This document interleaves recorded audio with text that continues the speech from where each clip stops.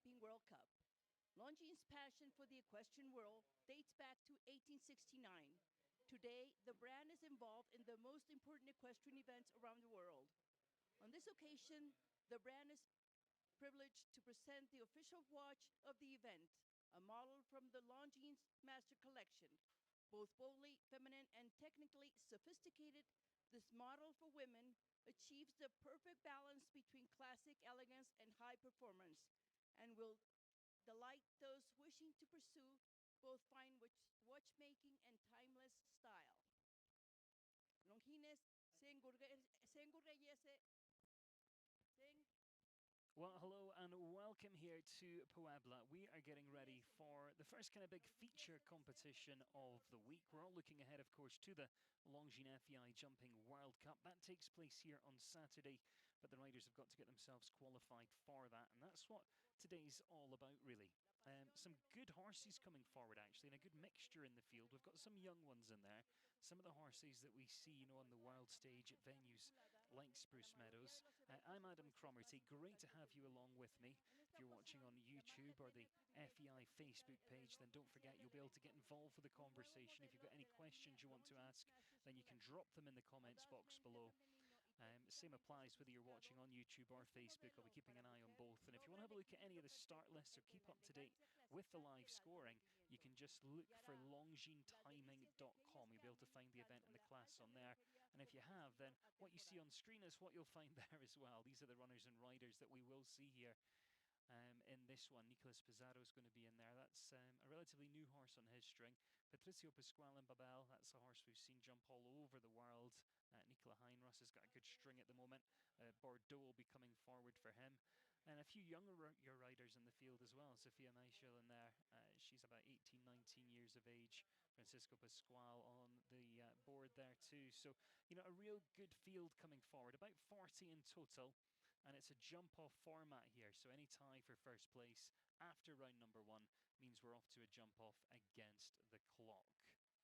Good to see a few different flags on there. Misty Cassar for the USA, Argentina, Mexico, of course, well represented here. And the amount of horsepower they've got here in Mexico just keeps growing and growing. A couple of withdrawals, so we're down from 40 to 37. We'll keep you up to date with that as things progress here. But great to have everybody joining us on YouTube and on Facebook Live as well. And those first combinations will just be out in the warm-up.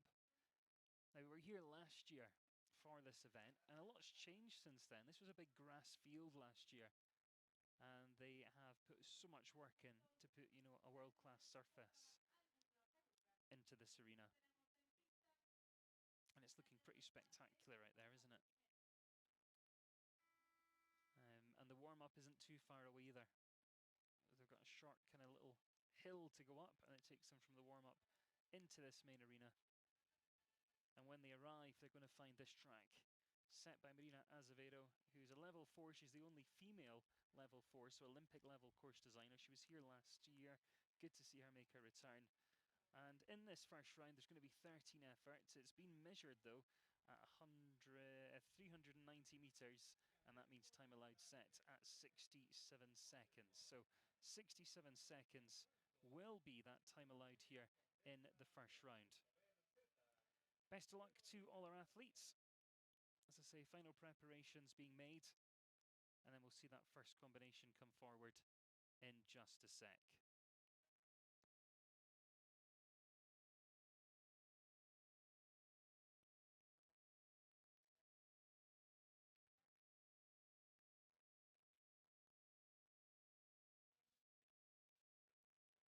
You can see the gate, they'll be coming in and out there. Just towards the middle of your screen there, that big archway is the in-out gate of this arena in Puebla, Mexico. And it's a great setting. The backdrop is absolutely spectacular. It's about an hour and a half from Mexico Airport.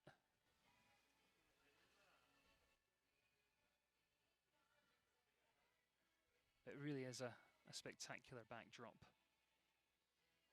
I had a walk of this course, and I think it's testing enough. I think Marina's laid out plenty of tests, plenty of questions on course. but also made it very achievable as well. And I think she's taken into account not only the specs of the competition and what she has to include, but also the horses that we've got, because it is a real varied field. You know, we've got some of the younger ones, we've got a fair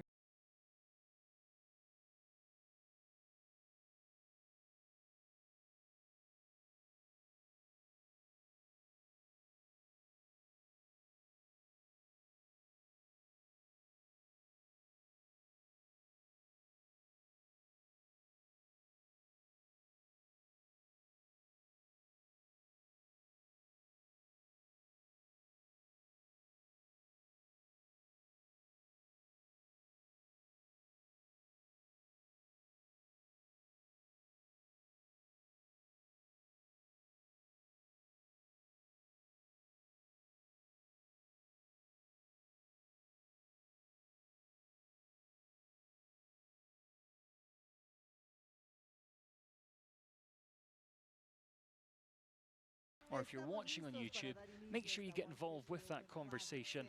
You can use the comments box below, and I'll be keeping an eye on those as things progress. Juan Jose Zendias is going to be getting us underway. He brings with him a horse called Tino La Chapelle. This is a 16-year-old. It's by My Lord Cathargo. It's got Verdi lines in there as well. And this is one he knows very, very well indeed. Kirsten co-rode the horse briefly when it came over from Europe. Since then, Juan Jose's taken over the ride, and it's been a great horse for him. He's had wins in Guadalajara, Balvanera, some of the biggest stages, you know, 5-star wins at Spruce Meadows. I saw him there last September. He was placed well. So he's going to be a good pathfinder. We're going to be starting over this vertical fence number 1. Just the red and black rails, gets them underway. A left-handed turn, sends them round up towards that in-out gate and the Oxer at fence 2. Now we loop back round. Vertical at fence 3 that we're about to see. And then quite a long 7 strides is going to send them down towards this Oxer at 4. Triple combination comes next, so it's right-handed, round the bottom corner. Upright in, Oxer in the middle, upright out. And it's 1 stride to 2 stride, just has that rail coming in. Quite an attacking canter off the corner there and just caught the front rail. 7 or 8 strides brings you to the square Oxer at 6 off the corner. Then you want to keep the time allowed in the back of your mind as you set up and come across the arena to the Oxer at 7. Left-handed, quite a delicate vertical, and it's all going to be about setting up for this, getting the canter back where you need it. Round the corner to the double now. Oxer coming in at 9A. 1 stride through that distance, then the vertical at B, and quite a kind of normal 6-stride distance brings you down towards fence number 10. 3 efforts left. Round towards this Oxer at 11. And this is 5 strides in here, and I thought it was just a little bit short, so I think we might see them again just, you know, use that upper body, take a check as we jump the vertical at 12, and then we finish over this Oxer at fence number 13. 87.73 is the time. Just picks up 4 jumping faults, a little bit of time as well. 2 of those. Originally on my course plan, the time allowed was set at 67 seconds. That's been adjusted to 86. So he's going to pick up 2 time faults. And 8 for jumping. So that was our first to go. Juan Jose Zendias and Tino La Chapelle.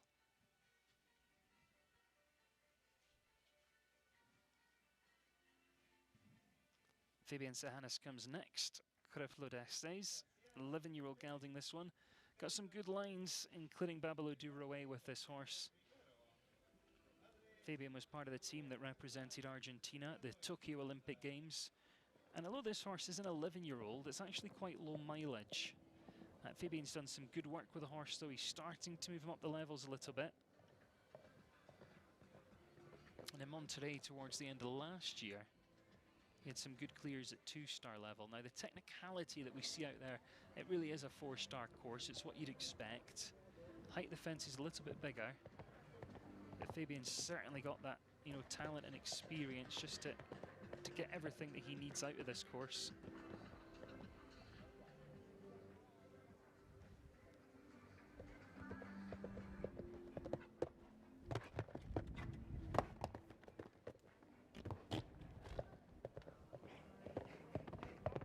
see him really using that kind of room around the corner to set up, but he's not going too wide. You know, he's keeping that time allowed in the back of his mind. And just to confirm again, that time allowed is now set at 86 seconds. And these riders are all used to riding at speeds, so they know roughly what time they're up to at what part of the course. Occasionally they might take a glance at the screen as well, especially in competition where the time is quite tight. I think this should be quite achievable though, as long as they keep moving forward. And the speed of the competition, obviously having a big factor. Again, on my course plan it's set at 350 meters a minute. Normally you'd expect this to be 375. Just catches that one rail, 81.25, 86 seconds time allowed, so no issues whatsoever with the time, very achievable, but it is going to be 4 faults there for Manuel Gonzalez de Frey. And Hortesa van der Lerweg. Quite a change in the order there, so that was Manuel Gonzalez de Frey, and then Fabian's going to be coming next.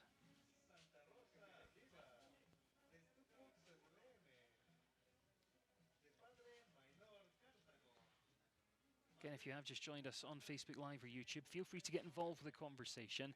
If there's any questions you want to ask, you can drop them in that comments box below. This is Fabian now. Fabian Sahanis for Argentina. Qualifier de Extes.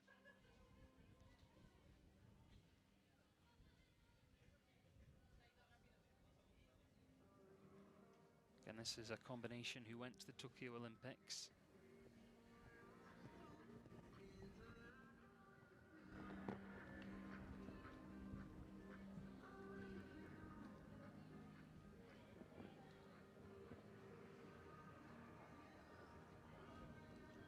That's a horse that keeps that kind of nice rhythmical canter. You can see if he needs to take a little adjustment, the horse comes back to him. It's almost like an accordion. You can open it up or you can shorten.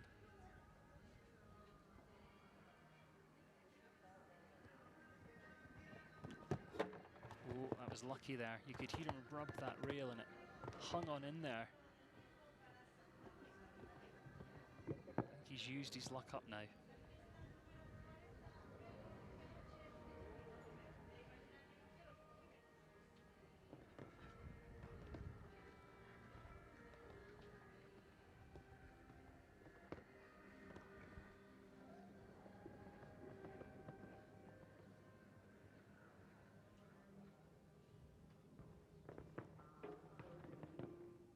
Looking good so far, not too far to go now. 70 seconds, 16 seconds to get home. Oh.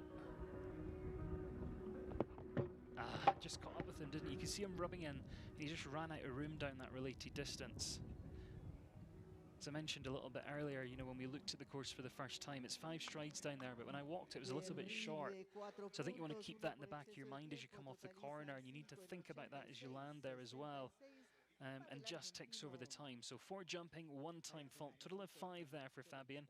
86.66. This is where he just kind of ran out of room, got really deep, almost underneath the fence, and just catches that rail. And remember, you know, all those top rails have now got to be on those yellow cups. And they're a little bit shallower.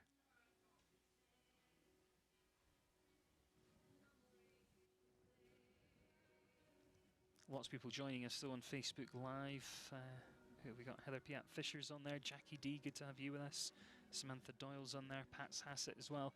If you want to just say hello or tell me where you're watching, you can do that as well. Stick it in the comments box below. Or if there's any questions, anything you want to ask, then you can do that. Let's get this one underway though. Alberto Sanchez Quasar and Catover. This is a 14-year-old horse by Katoki out of a contact knee mare. This is a horse that we're probably more used to seeing with, you know, Rodrigo Lambre and Mario Agnati, who's ridden it in the past. But Alberto took over the reins last year, and he's already had some wins at 150 level.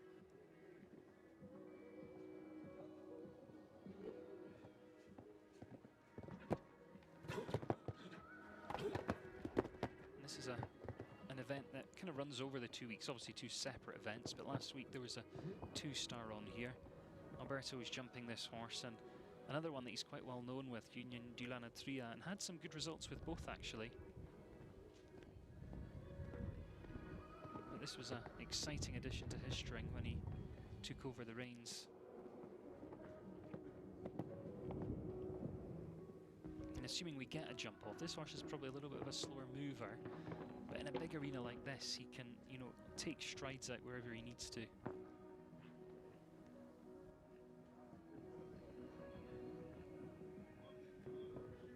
Whoa. He's gonna have to work in there. Nice recovery. That was nice reactive riding as well. Pushes on through 84.26, so there's our first clear. Alberto Sanchez Cozar and Catover gives us our first clear in the competition. And that was great riding from 11 to 12. You know, he didn't quite get what he wanted, but he knew that was the case. He really used that upper body and found that distance somehow. It's a nice job from him. Gives us that first clear. Alberto Sanchez Cozar and Catover. If you've just joined us, it's a jump-off format, so we're now looking for that second clear to guarantee that jump-off against the clock. Miguel Maron next to go with this 11-year-old gelding. Kean, he brought the horse out as a 9-year-old, jumping 130s and 135s. Produced him all the way up through the grades. Was jumping not too badly here last week, and just at the end of last year he was in Monterrey with this horse. That's not the start to his campaign here this week he wanted. He's going to just use a bit of time and get himself organised. We know that time allowed, of course, will come into play now as well.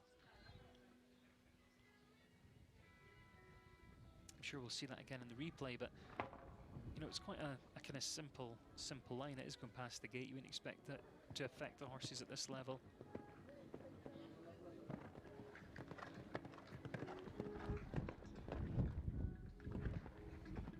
Certainly got plenty of scope, this one, hasn't it?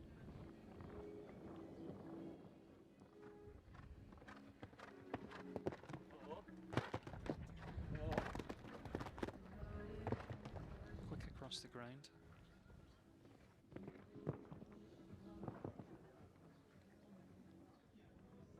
Occasionally over these oxers, the horse just hangs up in the air a little bit. And that would waste, you know, an extra fraction of a second. But that won't worry him too much now with that stoppy nose. He's kind of out of contention, and it's all about, you know, completing the competition for one, so that he is eligible to go forward if he wants to jump here on Saturday in the Longines FEI Jumping World Cup.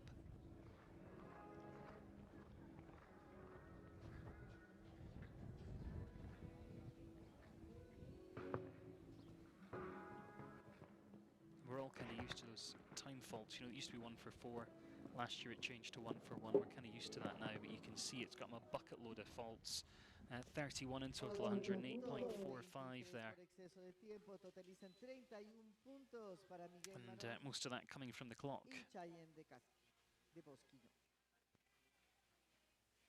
And of course, just having that rail down as well. The horse has got so much to like. Entra a la pista el número 7, representando a México, Federico Fernández. Nadia's blog says hi from Denmark. Good to have you with us. Diary of a Diabetic's watching in Scotland, where I'm from originally. I was there actually a couple of weeks ago, up in Edinburgh.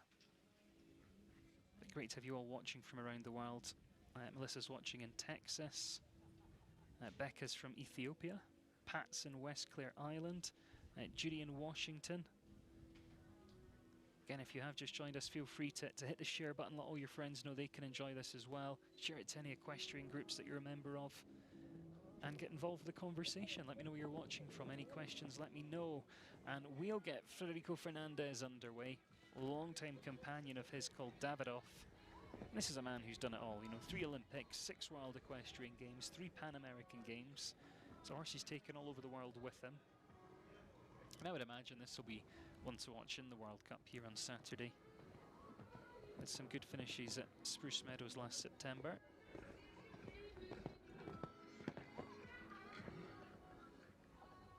But you know, Federico does split his time.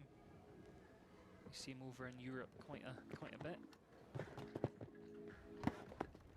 This has been such a useful horse for him.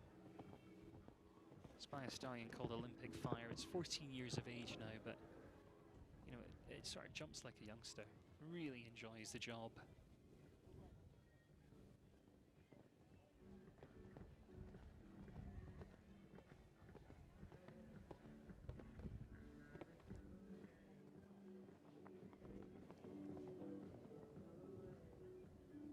Although those 4 faults were a little bit unlucky there, it's going to set him up nicely for Saturday.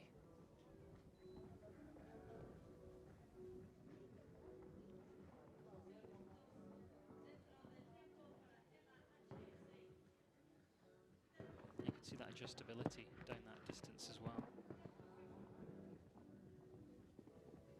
He's built those channels of communication up over the years. 86.05, so 4 jumping, 1 time. Total of 5 there for Federico Fernandez.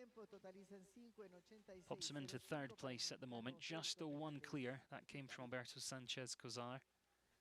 And I thought he was going to get away with that. I think if it had been in those old white cups, you know, the deeper cups, I think he may have got away with that. But these new shallow yellow cups that we've got to have make everything even more delicate than they were already.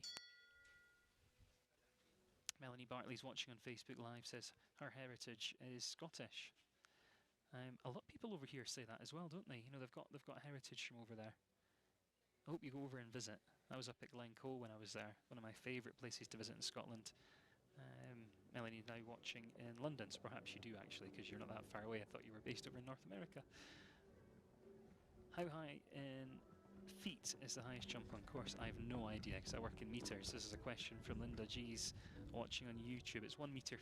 I'm sure if you ask Google, Google will tell you, because we need to concentrate on this man, Nicolas Pizarro, Oak Grove's Endicu, already on course.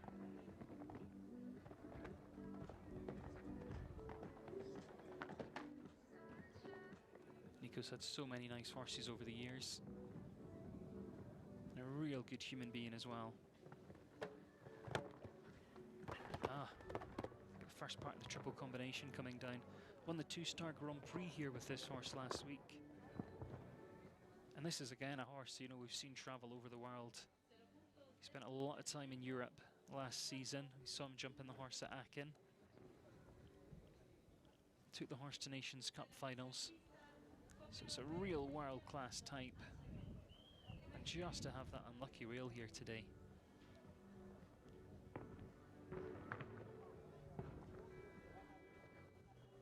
Sometimes, you know, you'll see in this format of competition, if they do have a rail down, they'll then pick up the pace a little bit to try and be a fast 4-faulter, because that'll hopefully earn you some prize money, you know, if you can get up there on the leaderboard, depending on how many clears we have. But he's going to finish on 4, second fastest of the 4-faulters, but by 1/100th of a second. So he finished in 81.26 on the 4, and then Manuel Gonzalez de Frey finished on 4 in 81.25. So very, very close on the 4-faulters, but he's going to head into 3rd place at this stage. Maggie Abrams says, did you miss a lot? You've missed 7, Maggie, but we've got about another 30 to come. Larry's watching it in Idaho. Everlasting Show watching on YouTube Live. And here's Patricio Pascual coming next. We talked a little bit about world-class horses. Well, this one would definitely fit into that category. He's took the horse to Nations Cup in Gijón. Had a bit of a tour when he was over there. That was last season. Then had a Grand Prix win at Spruce Meadows last summer as well, and the 5 stars there. He's taken this horse to the Pan Am Games, taken it to the Worlds. And he manages this horse's career now so carefully. You can see the horse playing. He's actually 16 years of age, this gelding. It's still playing. And it's good that Patricio's now got those extra horses on his string, that he really can, you know, not rely on this horse too much.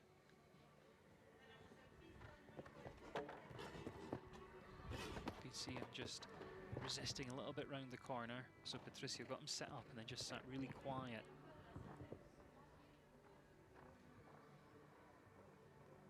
Still just sitting on one clear though. We need another to guarantee us a jump off today. I'm sure we're going to see one. I would reckon we'll have maybe 7, 8 clears in this. But we'll see how things progress.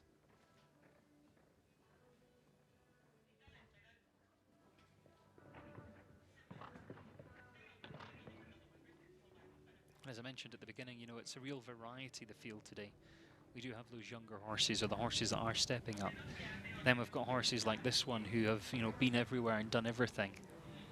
So I think we'll see, you know, this course ride in 2 different ways today. Is this going to be jump off time though? Yes, it is. He's through. It's 82.78. Jump off guaranteed, courtesy of Patricio Pascual of Mexico. He gives us that second clear, already in good company alongside Alberto Sanchez Cozar. That's a real quality horse. We'll see him back for that jump off a little bit later on. Geraldine Grant's just joined us on Facebook Live, watching in Prince Edward Island. Christine Williams is in Nantwich in Cheshire. Good to have you with us.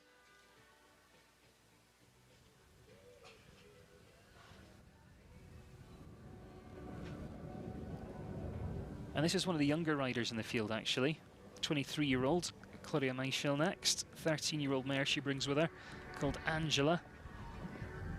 And it's really bred to jump this horse. It's got lines that include Clinton and Diamond de Semele.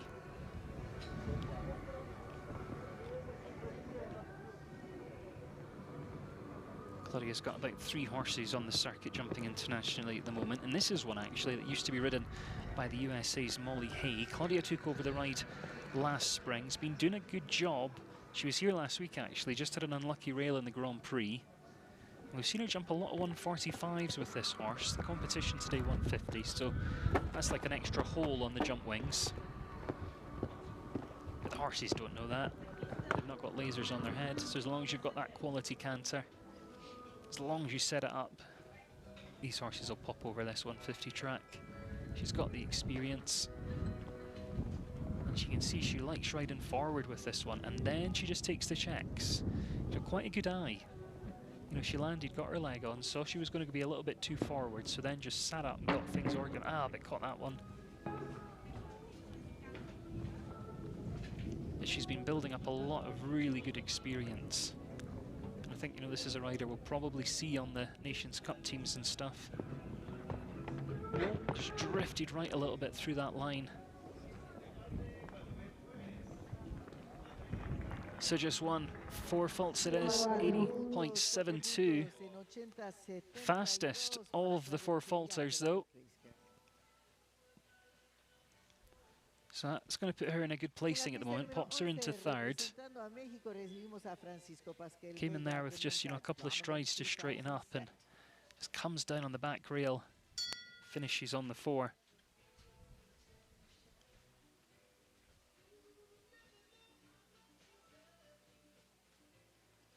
Gabby's watching in Lancashire. Marcy's watching in Scotland. A few people asking what height the fences are. They are 1.50 m, and you'd expect, you know, there to be maybe 1 or 2 that's 155 or 153, and also towards the beginning of the course it'll be the other way. You know, there'll be a few that are 146, 147, and the width of the oxers will be a little bit wider than that 150. There's a lot of jumping out there. Francisco Pascual on track. Francisco Pascual Vega, this one, with the dominant 2000Z. It's a 19-year-old athlete. A 13-year-old horse by Diamond de Semele out of a Cassini mare. This is a horse he took to the North American Youth Championships. He was 10th in the 2-star Grand Prix here last week, but not going to be his day. Just catches the first part of the triple combination coming in there. And sits on the 8 now. This is a horse that Paula Melibia rode for a while, actually, for those that kind of follow sport here in Mexico or North America, or Europe, actually, because Paula jumps a lot over in Europe. You might have seen her jump this one. You can see him just, having a bit of a conversation with this horse as he goes round. And I think sometimes this horse just thinks he knows a little bit better and pulls him past the distances. You can see him, really having to use that upper body there, really having to just sit back and let the fence come to him.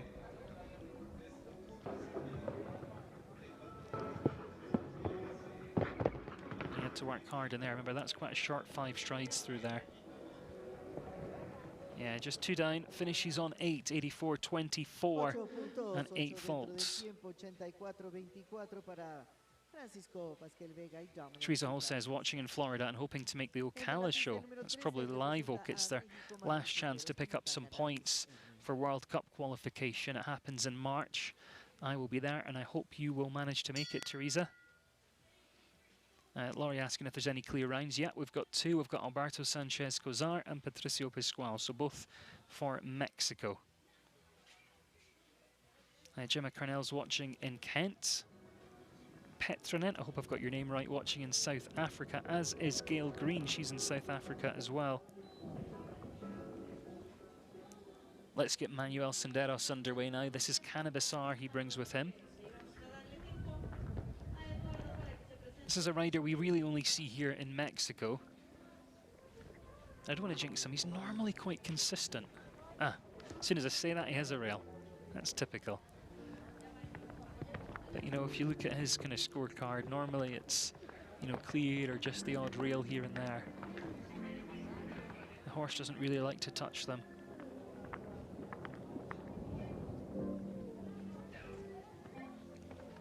And I saw this horse jump nicely last week, actually. He was 2nd in the Grand Prix here.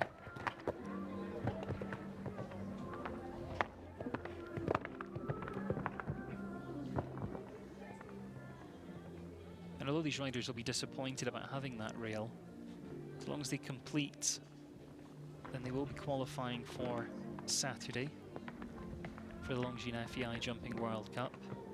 And perhaps that's on the back of his mind. And if so, 4 faults still gives you a very good setup.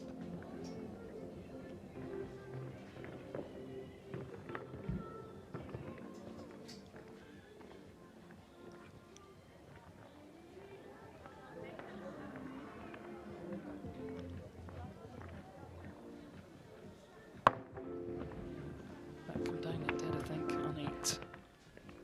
Comes down towards the last, might just pick up a time fault as well. Yeah, going to pick up 3 of those. 88.12, 8 jumping, 3 time there for Manuel Senderos and Cannabisar. But if you do see him in the World Cup here on Saturday, then I still wouldn't rule him out, That horse has got a lot to like. Christian Williams asks if there's any English riders here. There are not. I think the closest she get is maybe Denmark, Nicola Heinross, who's been based over here for a good number of years now. Del Hayward's just joined us, watching in Amarillo in Texas. Good to have you with us. Hermani's watching in Portugal. And here's Bernardo. Bernardo Navellian with Alquist Chile. This is a 9-year-old horse, but it's only done 3 international competitions in its career so far. And those 3 were all as an 8-year-old at 1.40 m level. So yeah, the horse is a year older.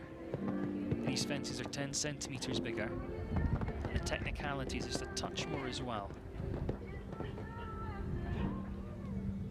But this really is the only place you can get this experience. You can do your training at home, you can build your grids, you can build your courses.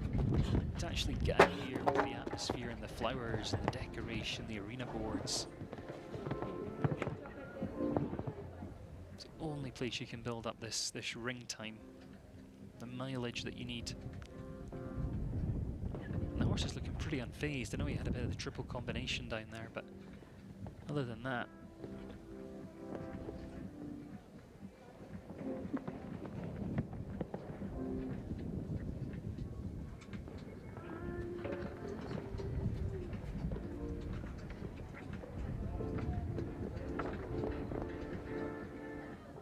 good 4 fault round at the moment.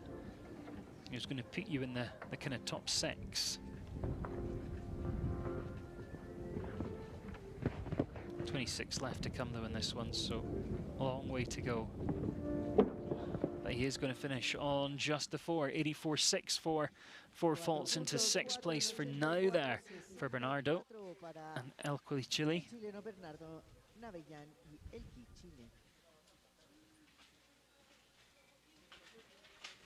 Ya tenemos en la pista el número 16. Representa México. Maggie Abrams watching in Canada. Good to have you with us, Maggie.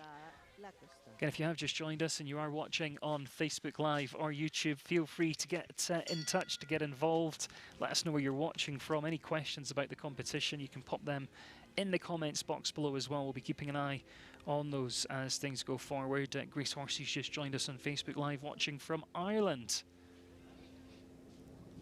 Juan Carlos Martin del Campo next with La Costa. It's the first international outing for this horse this year. The 12-year-old. Got Cornet Oblinski lines in there. Had a good 22 season.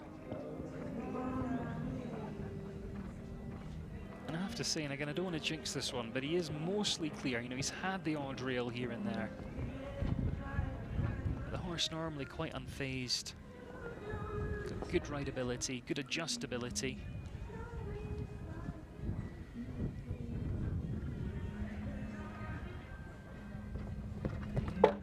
Oh, little rub coming in.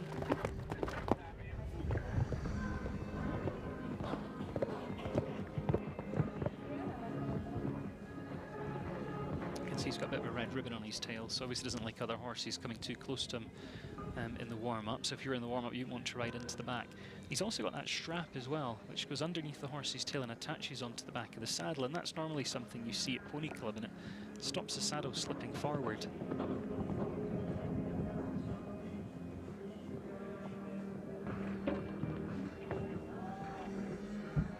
He's put in a real good performance here so far. Is he going to be clear round number 3? 3 efforts left. The short 5-stride distance, oh, gets in deep there, so we're going to have to just set up nicely for this. And 1 to come. Keep an eye on the time. He's going to get a time fault. 88.48. Clear for jumping, 3 for time. 3 time faults there for Juan Carlos Martin del Campo. But you can see how pleased he is with the horse as well. You know, nice big pats, nice setup for later in the week as well. That's why I'm not convinced about this new ratio of time faults. I liked it when it was 1 for 4. You know, to have that horse penalised almost as much as having a rail, finishing on 3 faults when it was, you know, 2 and a bit seconds over the time allowed, just seems quite harsh. But it is what it is. Can't change it. Just got to get on with it. Nicola Heinruss is next with Bordeaux. This is a man we've seen ride at European Championship level. He's jumped some big competitions with this one as well, actually.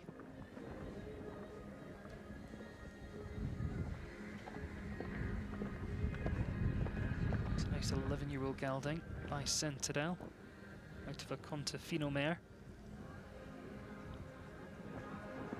Had quite a good season last year, and then last week we saw him on this very stage and just jumped a nice couple of kind of sweetener classes. I think he jumped him in the 135 or something, you know, just kind of getting back in the groove for this year.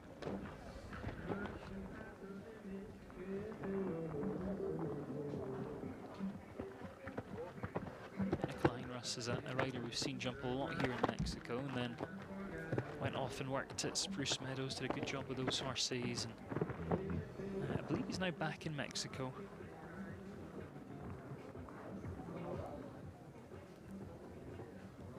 He's a nice guy, and the family's so supportive of him.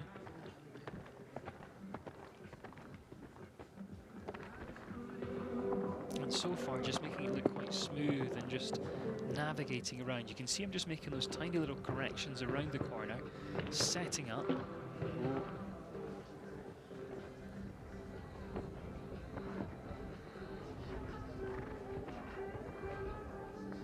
Again, making the corrections.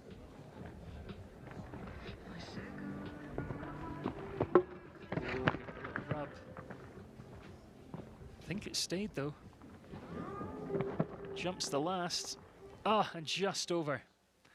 86.12. 0 puntos, 1 por exceso de Clear for tiempo, jumping, totaliza un one punto, time fault. 86-12. And it's very easy to sit here and say, well, he won't be, too disheartened with that. Horse jumped really nicely, but he came so close to jumping a clear there. This horse with all the ability, you can see him having to make quite a few corrections around the corner, and I think, using the time to do that just adds up. But you can see him giving the horse a nice big pat as he heads out there.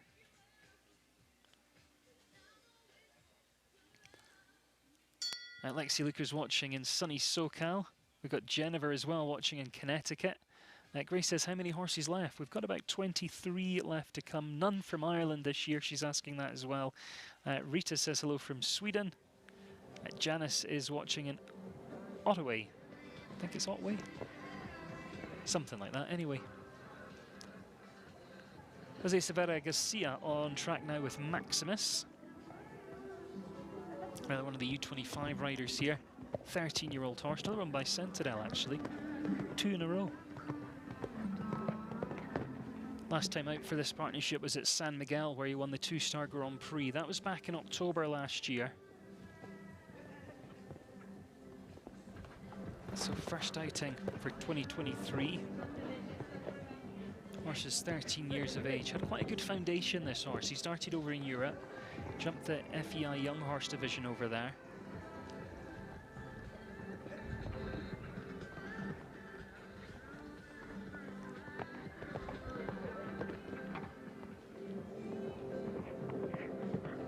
Horse just a little bit excited, a little bit playful around the corner. That's where you've got to find the balance of correction and also ignoring it. You don't want to get into a fight. It looks like this horse is naturally just quite feisty. But feisty with the adjustability. This young rider's doing a great job. And is going to jump clear today. First time out for 2023 and jumps clear. And you can see that big smile on his face. Little thumbs up as well. And he will come back for that jump off later on. A lot to like about that partnership. And good to see some young talent earning a place in that jump off against the clock. So 3 clears we have, all for Mexico at this stage. Heather Piat Fisher's watching, says, hi Adam, good to have you with us, Heather. Doc Gibson from County Durham, one of our national judges in Great Britain, who I saw just last weekend actually. Alejandro Mills is next, Bretzel de Marias. Another representative of the home nation. This is a relatively new horse for Alejandro. And actually, it'll be the first time he's jumped at around a 150 competition. But the horse has jumped this level with his old rider. I think he did a 155 Grand Prix with his old rider, actually. But Alejandro gets on well with the horse. He was 5th in the Grand Prix here last week. Top 10 in one of the other competitions here last week as well.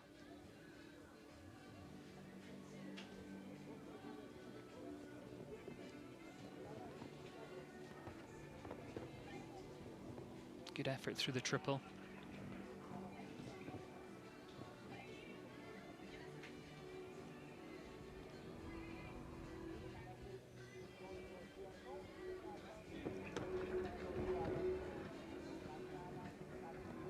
I'm hoping this horse is quite deceptive because it looks like he's travelling a little bit too slow.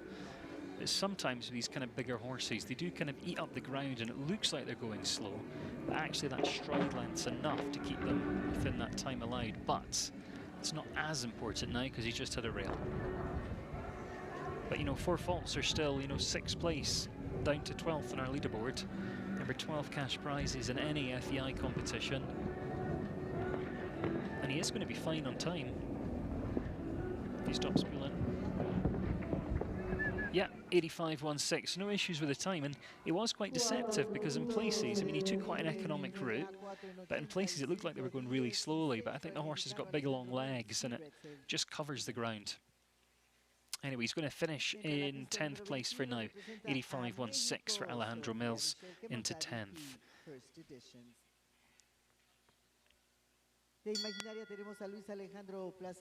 David Brown's watching from Scotland on Facebook Live and says he thinks Jose Savdera Garcia is going to be our winner when we get to that jump off. We will wait and see. Amelia's watching in Belgium. Good to have you with us. But let's get Sophia Michel back underway. Sophia Michel is riding at BP First Edition. It's a horse she took to the North American Youth Championships in 2021. Part of the team that just missed out on a medal there. But she's 18 years of age and she's been building some great experience. We've seen her jumping at places like Spruce Meadows. We've seen her on Junior Nations Cup duty at Thunderbird. It's a real delicate upright, that one that she's just had down.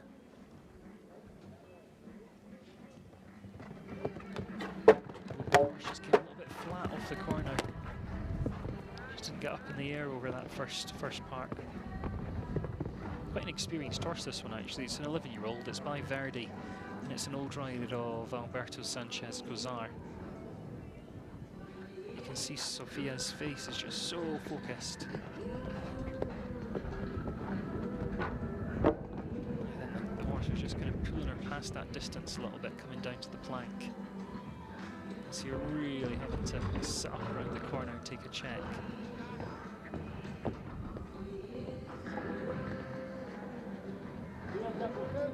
See what happens down this distance here.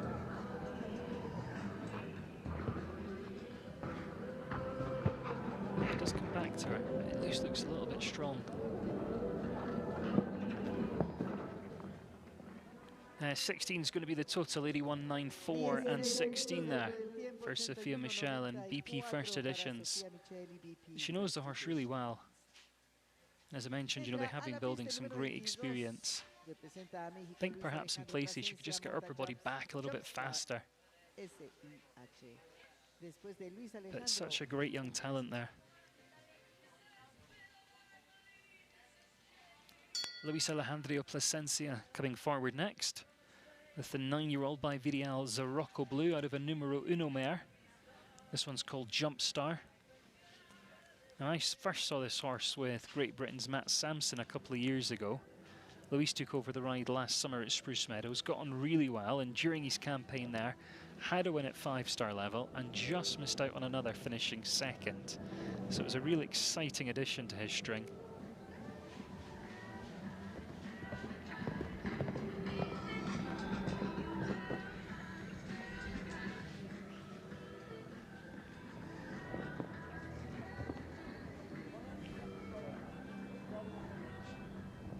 Luis has had some great horses over the years, and a good number of horses as well, and that really helps with that experience. You know, you can make those comparisons when you start to sit on these newer ones. I remember the first time I saw him ride it at Spruce Meadows, and they just kind of clicked. A little rattle coming through there, but it's still in the cups. That's all that matters.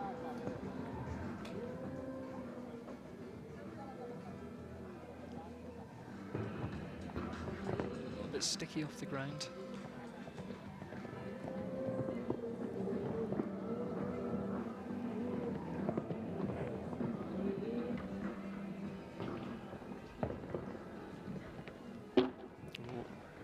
Luis has used his luck there.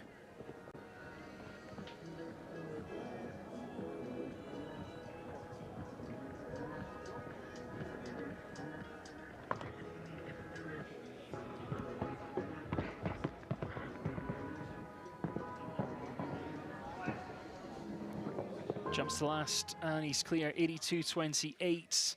We're up to 4 clears that will make it through into that jump off against the clock. Horse has got a lot of jump, very scopy. Amelie actually says, watching on YouTube, that horse Jump Stars jumps to the stars. It does, it's got so much scope, it really gets up in the air. Well, it looks like we have reached the halfway stage here in the first round. We've got about 19 partnerships left to go, so don't you go anywhere. But if you want to grab a drink or something, now's a good time, because you can see the rails are coming out. They'll be bringing the tractors in just to do a little bit of work on the surface. Quick reminder of the clears that we've got at the moment, though. Alberto Sanchez Gozar, Patricio Pascal, Jose Savarera Garcia and Luis Alejandro Plasencia. That's the clears we've got at the moment, all representing the home nation. So great afternoon for Mexico so far. And we'll see them back for the jump off against the clock. And of course, 19 still to come in the first round. And there's your result on screen as things stand. Again, if you are watching on Facebook or on YouTube, don't forget to hit that share button. Let all your friends know that they can join the action here in Puebla, Mexico. It's good to have you with us. And if you want to let me know where you're watching from, if you want to get involved with any conversations or, I don't know, ask a question, you can stick that in the comments box below. I'll be keeping an eye on Facebook and YouTube as things continue. Probably going to be about 5 minutes before we see that next partnership, just so they can bring the tractor in, do a little bit of work. So this new surface that they've put in is actually jumping really, really well.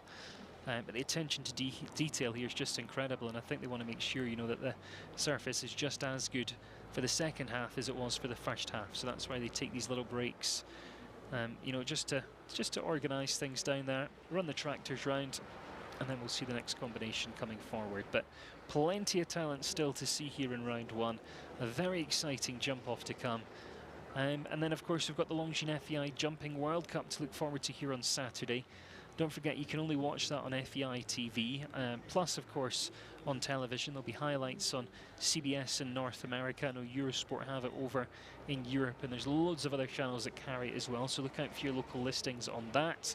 And then I'll be back here as well on Facebook Live and on YouTube on Sunday.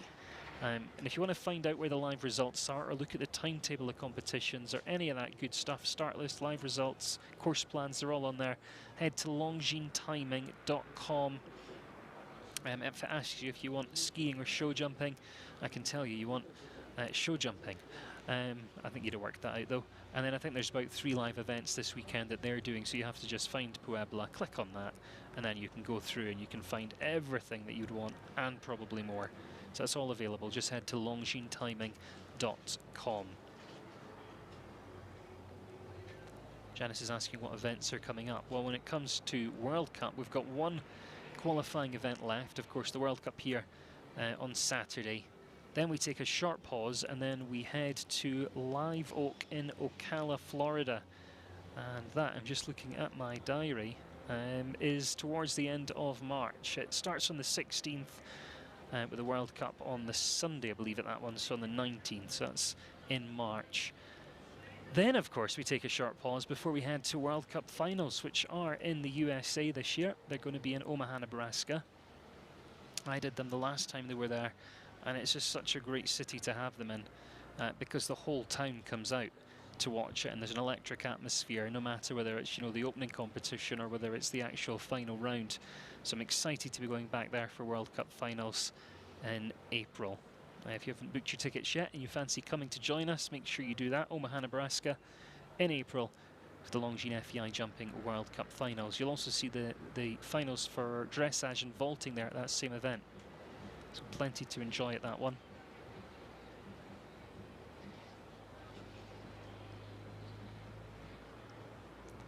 Just having a quick scroll through YouTube here, and I can see Linda has joined us from Wisconsin in the USA. Oh, someone else actually. Harold's watching, also in Wisconsin. Maybe you know each other.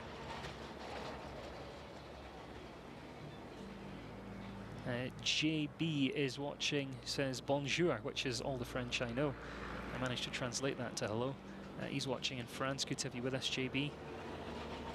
And it looks like Maggie's going to bed. I don't know where it is, what time it is where you are, Maggie.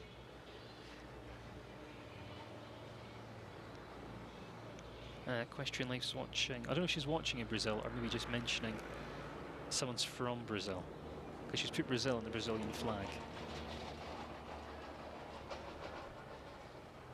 But yeah, good to have you with us, no matter where you are in the world today. Marley's watching in Germany. If you have just joined us, my name's Adam Cromarty. Great to have you with me, keeping me company as we navigate our way through the final 19 here in the first round. Then that jump off to come as well. If you want to see any kind of behind the scenes photos or anything, I'll hopefully get around to posting some. You can follow me on Instagram. Just search for Adam Cromarty.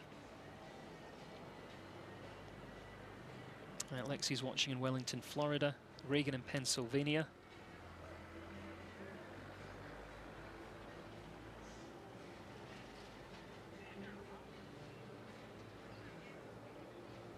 Rees watching in the Netherlands.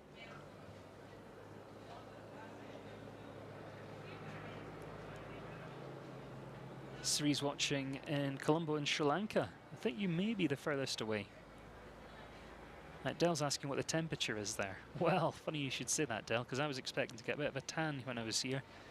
Brought some sunscreen and everything, and I've currently got a winter jacket on. It was allegedly going to be about 25, 26 Celsius, but I think it feels maybe about 14 if you're lucky.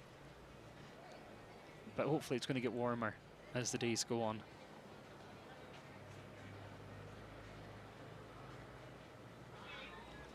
Jennifer's watching in Ottawa in Canada. Good to have you with us, Jennifer.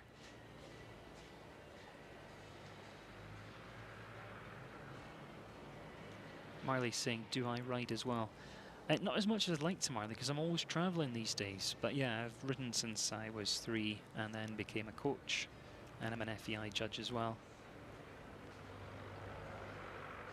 But I always find the easiest place to ride is the commentary box.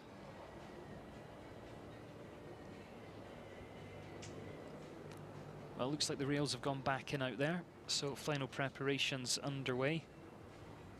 See, hospitality's looking fairly busy today. The food here is absolutely amazing. So normally that hospitality area and the catering areas are full from breakfast full right through to dinner time.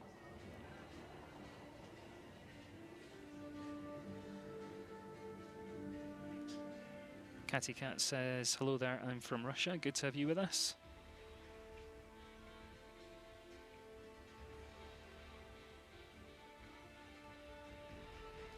Lexi says, will you come to Wellington? I think as close as I get to Wellington is Ocala, which I know is actually hours and hours away. Right, let's pick up the action again, shall we? Luis Gerardo Castandara gets us back underway. Untactable. It's a Zangerside horse by Untouchable out of a Pilot mare.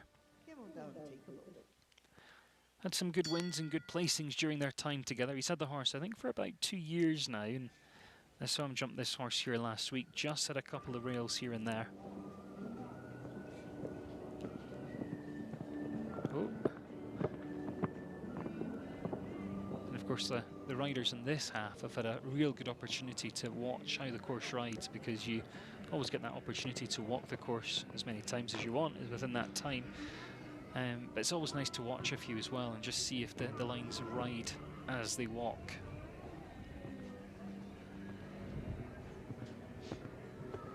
Remember, we've got 4 clears at the moment, all progressing through to that jump off against the clock.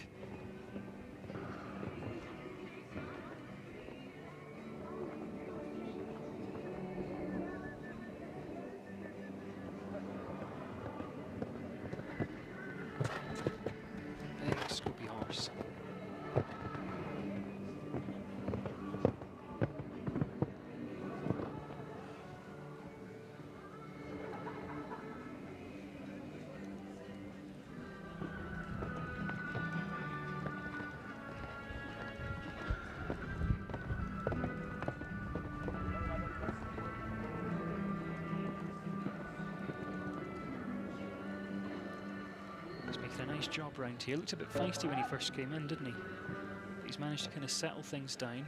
Still just having to take those checks here and there.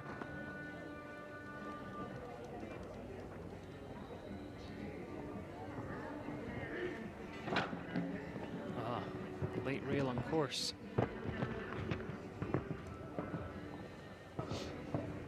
Oh, had to hustle to that last fence. Going to make the time though, so finishes on 4:85.53 the time into 12th place. Remember, in FEI competitions there's always 12 cash awards, so he goes into 12th at the moment. Not sure he'll stay there though. And with another 17 to follow, I still think we'll be getting more clears as things progress forward here. Francisco Pascal comes next, 10-year-old gelding. Diamond de Semele is the sire of this horse. It's out of a Kiram de Revel mare. It's called Olivio. Had this one for a couple of years now. And Fran's a real competitive rider. He's had so many nice horses over the years. Now, interestingly, we saw him jump this horse in the Grand Prix here last week. Jumped really nice in the first round, then retired before the jump-off. And I think that might have been just to set the horse up for this week. And if that was the plan, it was a great setup.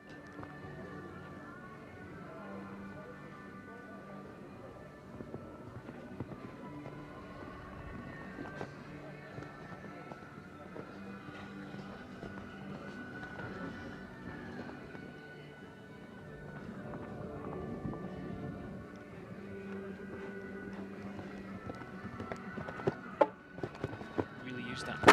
Oh. He's got caught up in lands on that oxer and has to really take a check into here. Good recovery there.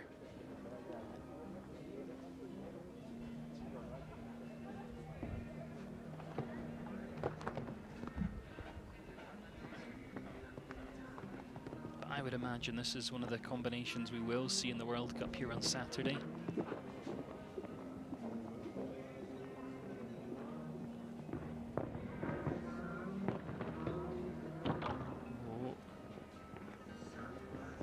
Few have been lucky through that double.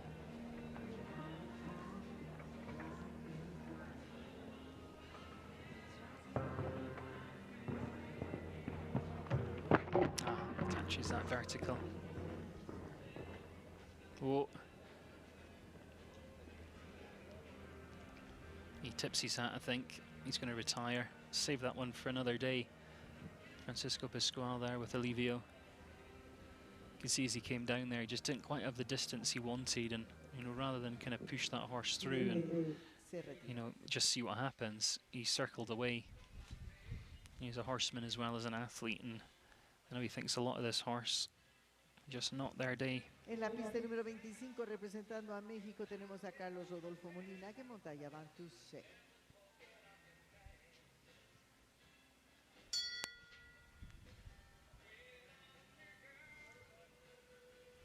Right, let's get down to the final 16 or 17 here. Carlos Rodolfo next to go. Avantis C. A 21-year-old rider, 14-year-old horse. He's quite a talent, this young rider. He had some good medal finishes at youth championship level. And I really hope he can jump clear. He's been so unlucky recently. And he's put in good performances and had a bit of forefaultitis. Just those odd rails. So let's just hope this is going to break that pattern.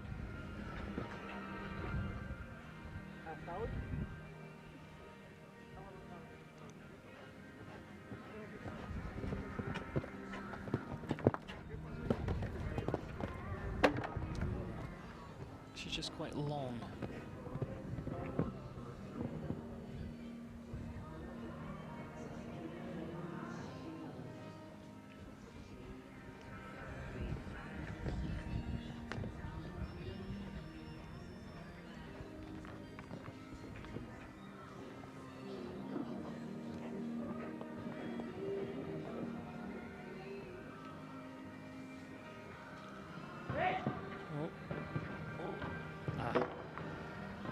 See that rail, that second part of the double, the issue actually came off the corner. There's no space in that one stride distance to do anything about it, so it's all about the canter off the corner. And I think he just came in there with a little bit too much. A few have done that, we've seen that rail come down.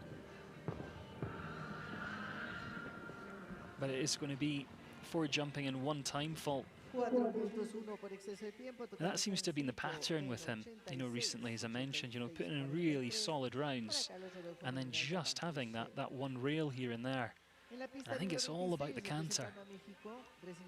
You could see him working just to close it down a little bit, but it just came in a bit much. The horse is so eager and, almost so focused on the next fence.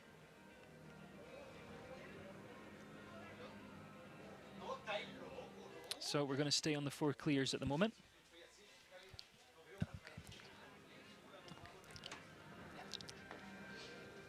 Carlos Rodolfo heads out. I don't know, this is the same one again somehow. Let's have a look. Let's see if we can. This is Arturo Parado Vallejo. We'll wait and see.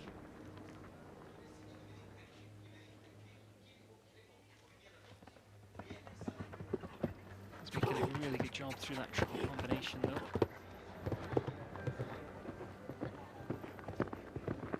Takes a check off the corner.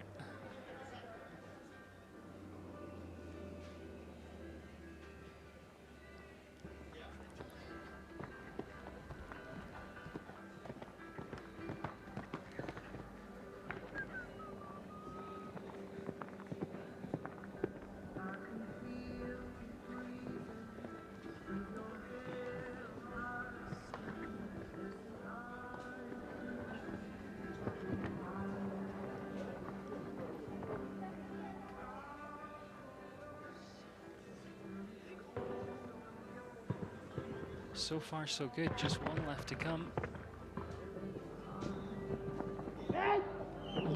Has to hustle over that final fence, but gets the job done. Really nice round. And yet we can confirm that one as Carlos Rodolfo with a van to C. Arturo Parada y Pandora, número 5 Arturo, 5 al desempate. So we're going to add him to our list for the jump off. He's in good company though. We'll see how things progress. Claudette Villa Escampos is next. Claudette, 22 years old. Had this 15-year-old mare for a couple of years, and actually this venue was their first outing together back in 2020. They were quite quiet as a partnership last season, so great to see them out nice and early this year.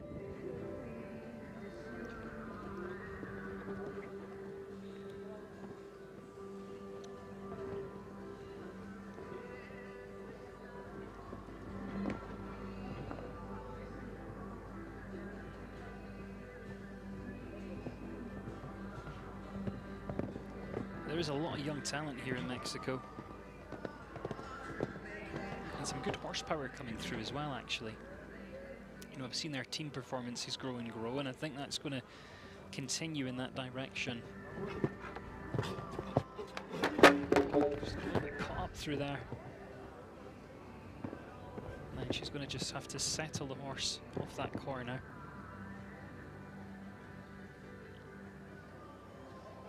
See, after having the rail, the horse doesn't really like touching them, and he just came a little bit discombobulated as he landed, so Claire had to work quite hard. She's just come a little bit flat since then.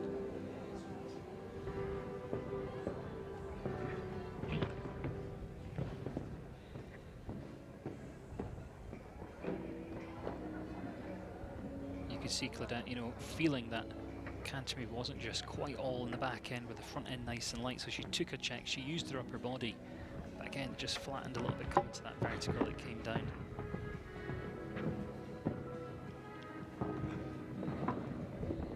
So he's going to finish on 12 jumping one time, 86.27. And that was like a course of two halves, you know, up until she hit the triple combination, part B. The horse was kind of quiet, rhythmical, canter was quite light and bouncy. And then we had that issue through there, we just dropped that back leg. And it seemed to just unsettle the horse a little bit. Some horses are like that. You can see the kind of power went up from there.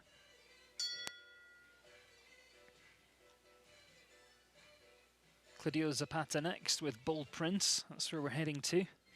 Just having a quick look on Facebook Live. Don Hess has joined us watching in Michigan. Good to have you with us, Don. Thanks for tuning in. And Sandra says, just want to say, this is so much harder than they make it look. Kudos to all. I think you're so right there. Sarada Strickman saying that on YouTube Live. But yeah, all fantastic combinations. All work so hard to earn their time here in the ring. And again, if you have just joined us on Facebook, don't forget to hit that share button. Let me know where you're watching from. Any questions, stick it in the comments box below. You can do the same on YouTube Live as well.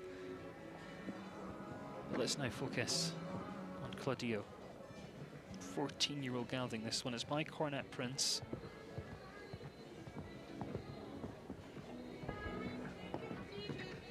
He's had an early rail, so then if you've got that horse, if you think you can give us a fast 4-fault round, And that's still good enough to get into 8th place at this stage. And of course, a long way to go. 13 left here in the first round.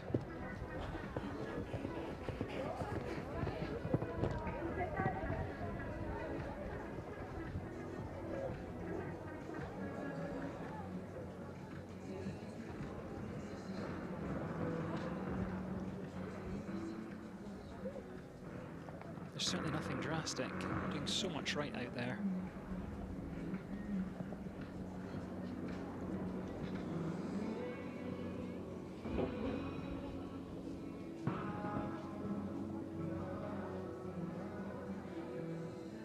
Right, just keep this 4-fault score. Now, to get in, he's going to be faster than 85.16 to get on the leaderboard with 4 faults. I think he might just be a bit steadier than that. Could pick up a time fault, actually.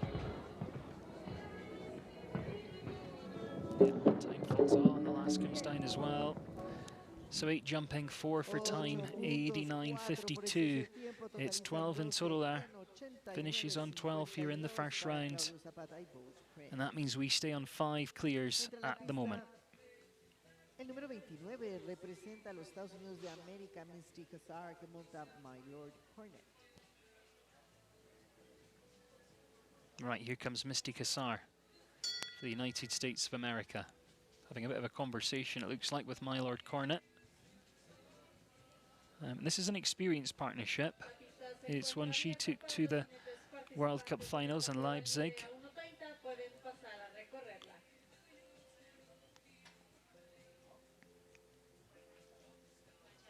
We saw her jump the World Cup with this horse in Las Vegas, and in Fort Worth, Texas, and in Sacramento. I think it's fair to say that she wants to go to the World Cup finals in Omaha, Nebraska in April.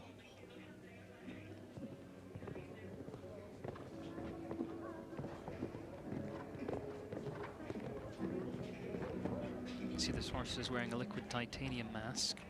These have become quite popular, and the theory behind them is they just kind of help take the edge off. They just help the horses settle a little bit. So he's got some blinkers on as well, again for that same reason.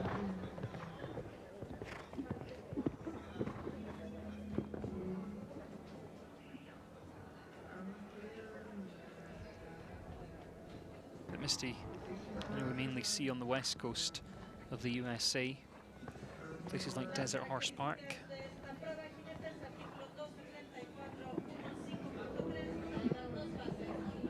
Just a little bit of a conversation around that corner. Comes in with quite a lot of power.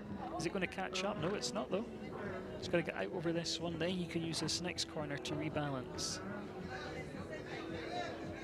And Misty's, you know, so used to this horse's way of going. Yes, it looks feisty. Yes, it looks forward. It looks like they're having to, you know, have those conversations all the way around. But Misty just knows this horse inside out and can just ignore it and let the horse do its job.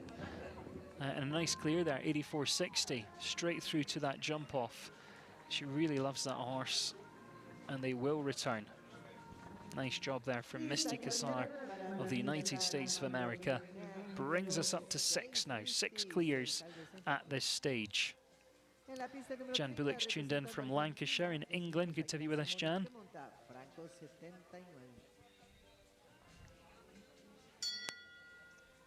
Right, 11 left to go here in the first round. 6 clears at the moment in Puebla, Mexico. And a lot of talent still to feature.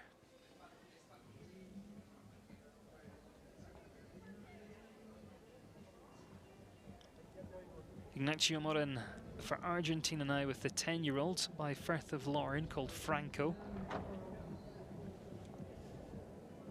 Argentina, none of the nations have got a couple of good riders here with us this week.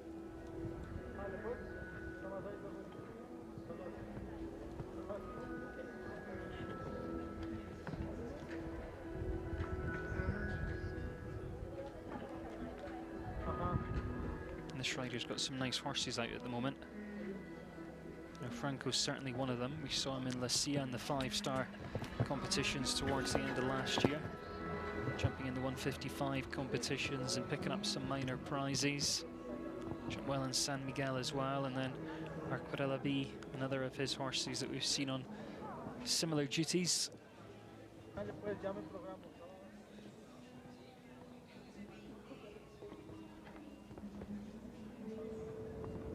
can see him really using that head and his upper body around the corner.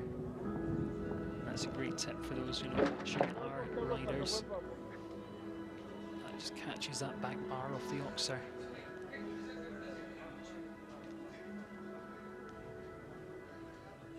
Again, 4 fault rounds still in with a chance of picking up a lower prize here today. And 9, 10, 11 and 12 all sitting on 4 faults at the moment, but you've got to have a quick time. Has he done that? 84.24. Yeah, he just scrapes in at 12th place. I think he probably will be pushed off the leaderboard though as we get down towards the final 10 here in the first round. Rebecca Christine's just joined us watching in the USA. Good to have you with us, Rebecca.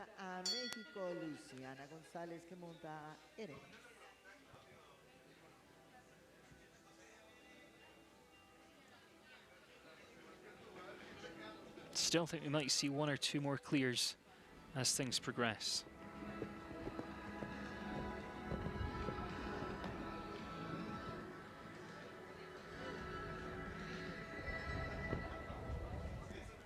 Luciana Gonzalez on track now. Ehrens is the name of the horse that she brings forward. It's a 14-year-old by Cardento. Little rattle through there, but the fence stays up.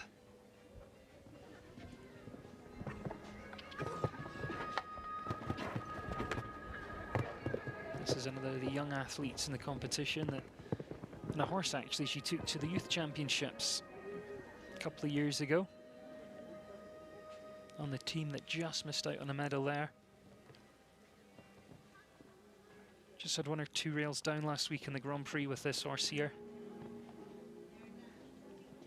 But we've seen her jump some, 4-star Grand Prix with this in the past and had really nice results. As I mentioned earlier, so much nice young talent here in Mexico who've certainly got the horsepower to go far.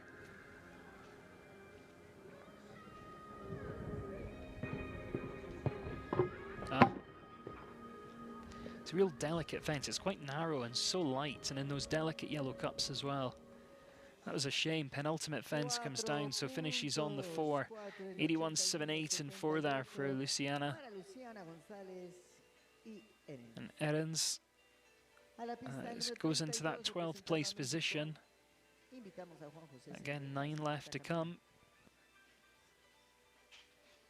She just drifted a little right through that distance. But real delicate material in there. Now Trina's watching in Jamaica and says, tough course, great competition. It's been an interesting one, Trina, because those horses who are used to jumping out at places like Spruce Meadows and Thunderbird and goes on that little tour and have got real experience or jumps over in Europe, they've kind of floated round, but we've had a lot of horses in this that are just kind of stepping up to this level, and some good young riders as well.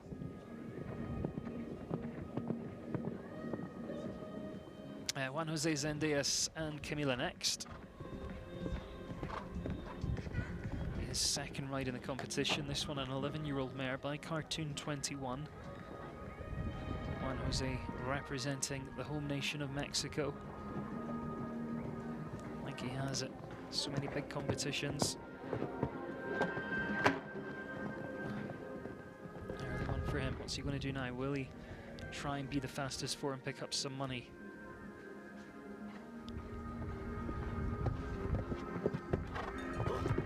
He took over the rider just at the end of last year, so it's really a new one on his string. Still very much in the getting to know you phase. Nicholas Toro of Colombia used to jump this one over in Europe. We saw him at Oplebeek and Kronenberg and Villamora, places like that. It looks like Juan Jose is going to retire today. He's got a real nice string. I know he thinks a lot of that horse. And that'll be a really good fact-finding mission. He now knows what he's off to work on.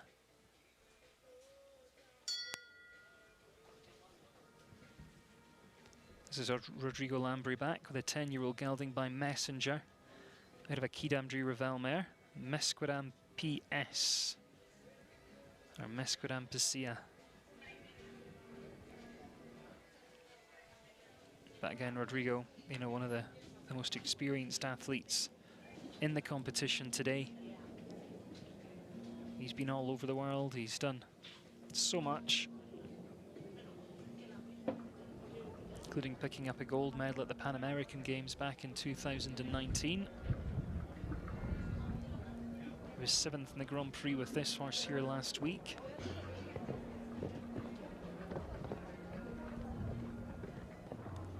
This is a horse he's had for a good couple of years now.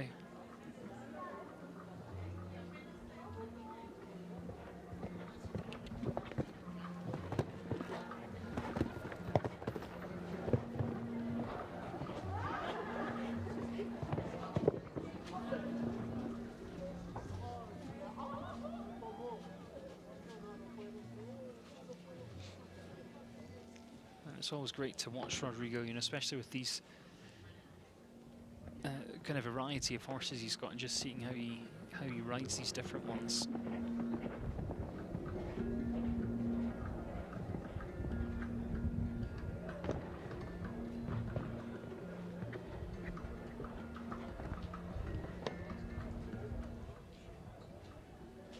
But is he about to earn himself a place in the jump off? 2 fences left. Ah, penultimate one comes down again. And I walked that a little bit short when I walked the course earlier. And that was a shame. 82.03 and picks up 4 faults, and just outside the prize money as well. Not one of our 4 faster 4-fault rounds that have made it onto the leaderboard. A lot to like about that horse. It's got all the ingredients you would want. So we'll keep an eye on that horse as things continue this weekend and beyond. Juan Carlos Rodriguez has just joined us watching in Colombia. Good to have you with us, Juan Carlos. If anyone else has just joined, you're not too late. Let me know where you're watching from. If you're watching on Facebook Live or YouTube, just pop it in the comments box below. Any questions, any comments, good luck messages for any of these riders, you can do it all using that comments box. And while you do that, we'll go on to the next one. Manuel Gonzalez de Frey comes next. Martelias, the 11-year-old gelding, by Nabab de Rev, out of a Lord Z mare, this one. I guess his second ride here. He's got a good exciting string of horses at the moment.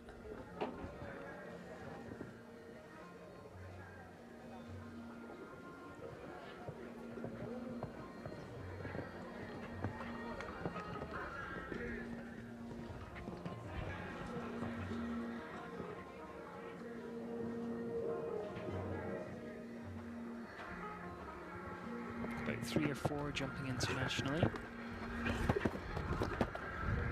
He's had this one for a couple of years now. I know I mentioned this for one of the other riders earlier, but he's had a bit of 4-faultitis with this one. You know, putting in real solid rounds, just having 4 faults.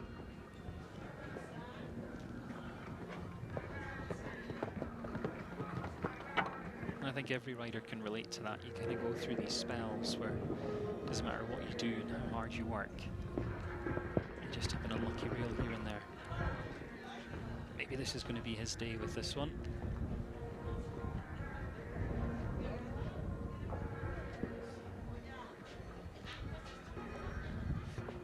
Come on, 2 left. Going to be okay for time. Just going to jump this. Yes, nicely done. He's through. 83.23. Congratulations there to Manuel Gonzalez de Frey. He will feature in that jump off against the clock. Brings us up to 7 clears now. 7 clears here in round 1. 6 left to come. Will we see one more?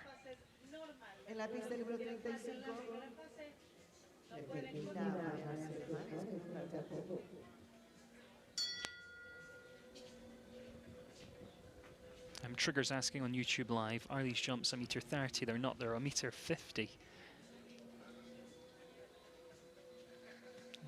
m. Nan says, go Mexico, yay. I think probably talking about that last clear. Well, we've got 7 clears, 6 of them belong to Mexico, 1 of them belongs to the USA, so Mexico's in with a great chance in that jump off. Fabian Cianis next to go with Tempo. representing Argentina, and riding this 12-year-old.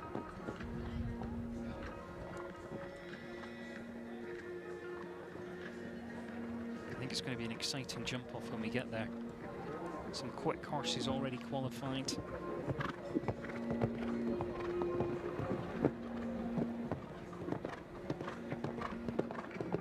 Fabian's been a part of the sport for many years.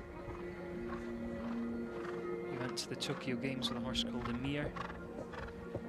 Went to the Worlds with Harley van de Bishop last year. This is Temple's first outing for 2023, completed last season in Monterrey and Lucia. Some good results in San Miguel as well. Had this ride for about 2 and a bit years now.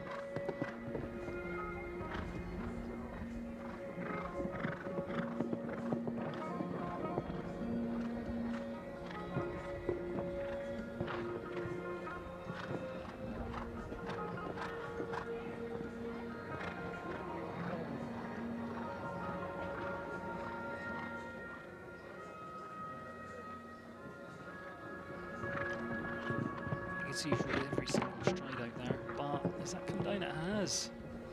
It's a bit of a late faller. It just catches that rail, and also picks up a couple of time faults as well.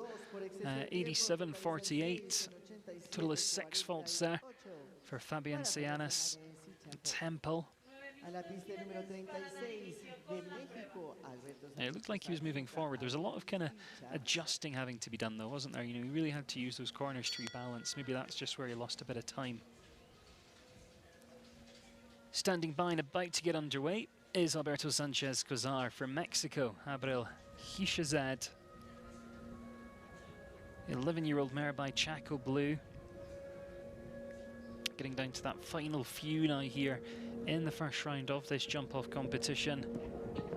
You know that jump-off to come a little bit later on. And it's a good course as well, actually, for the jump-off. I had a look earlier. You know, there's twists and turns and also areas where you can really kind of push on and try and save some time.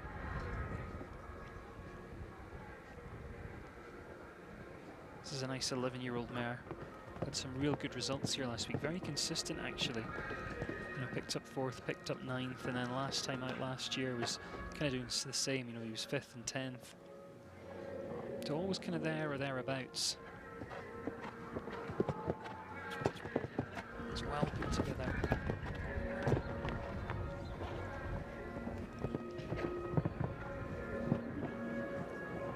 Kind of goes with quite a long neck. You can see as Alberto takes a check, he almost gets into that conversation and evades the contact, but it doesn't, you know, prevent this horse from doing a real nice job. And you know, sometimes you can't correct that. They can't go around, you know, looking like a picture out of a book. They've all got their own individual way of going, and you know, you've got to decide what you can accept, what you can't accept, and what the horse can accept and not accept. You know, it is a partnership at the end of the day.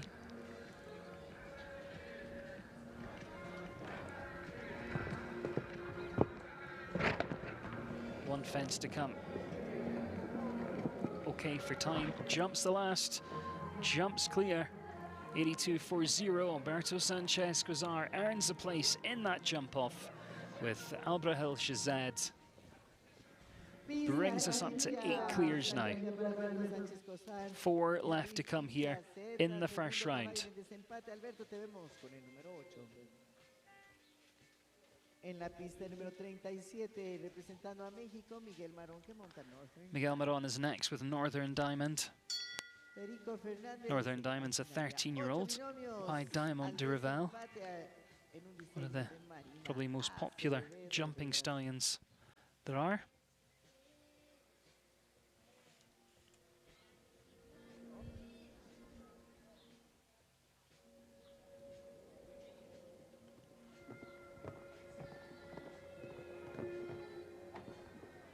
Partnership that's been together a while.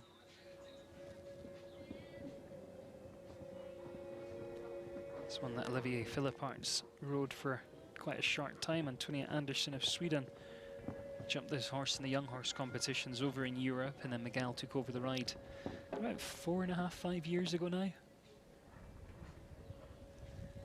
And when he took it over, it was, you know, jumping 135s, possibly 140. And then Miguel's putting all the work and bringing him up towards the top of the sport.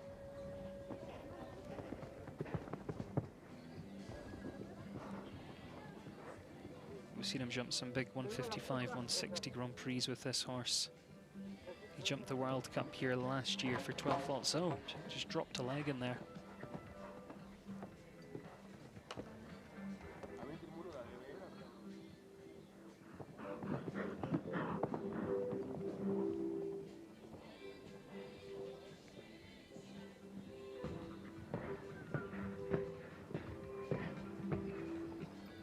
He might be about to pull up.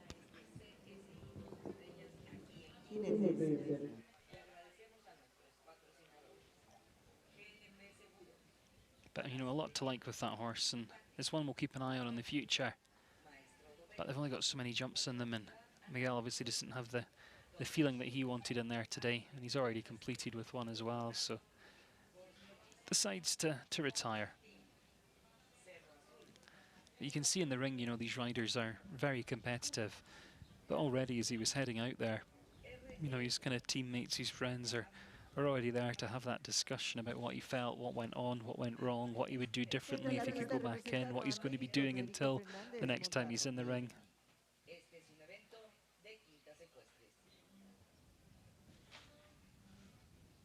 Right, we really are getting down towards the business end here, with just 3 or 4 left to come. This is Romeo next.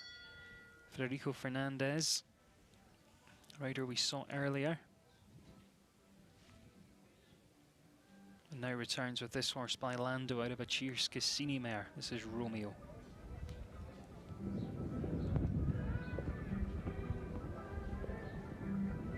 See how he gets on with this one. As I mentioned when he was in last time, you know, Federico does split his time between Europe and here. But he's done it all from the Worlds to Olympic Championships.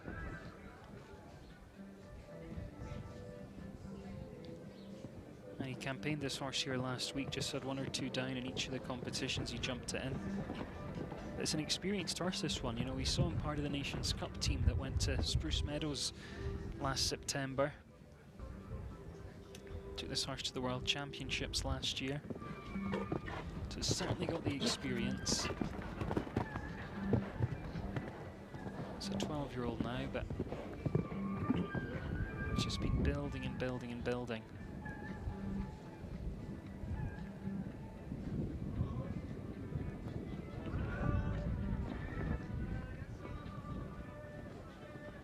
Federico, a real nice horseman. Him and his wife Paula Amalibia, you know, building a good string of horses.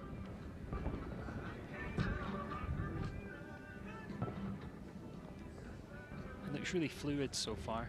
I'm not having to kind of pull and push too much. Almost looks like they're just sort of floating around here.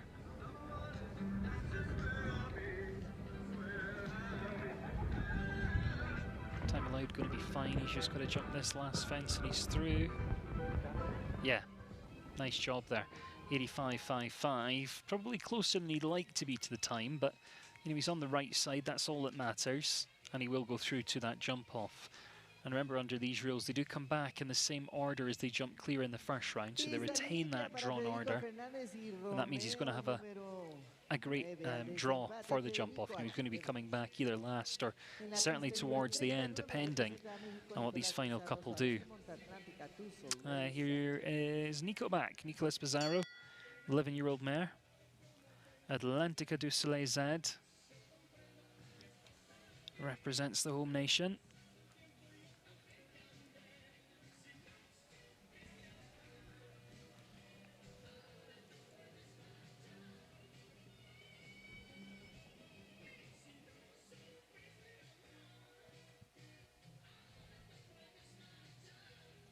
He came very close to having a win here last week. Jumped double clear and finished second in one of the 145 competitions.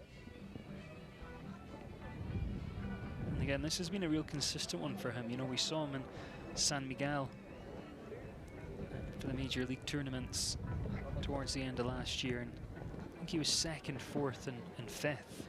You know, he was always kind of just there, just knocking on the door.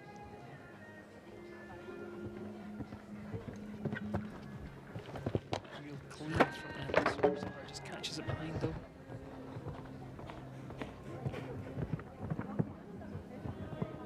Again, if he takes this one into the World Cup, he certainly couldn't rule this horse out.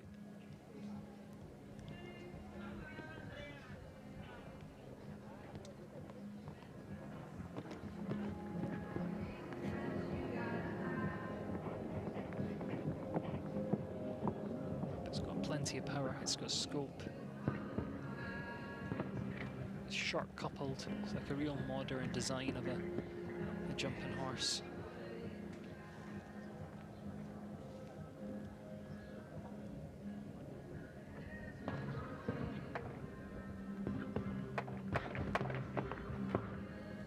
Down towards this final fence,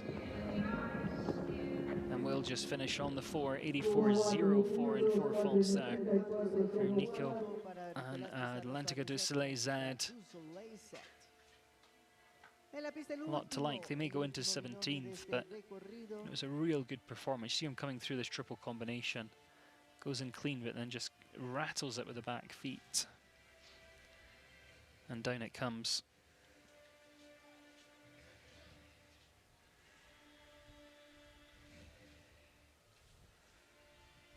Well, just a couple left to go in this first round of competition. Then we go to that jump off against the clock. Already some very quick ones in there.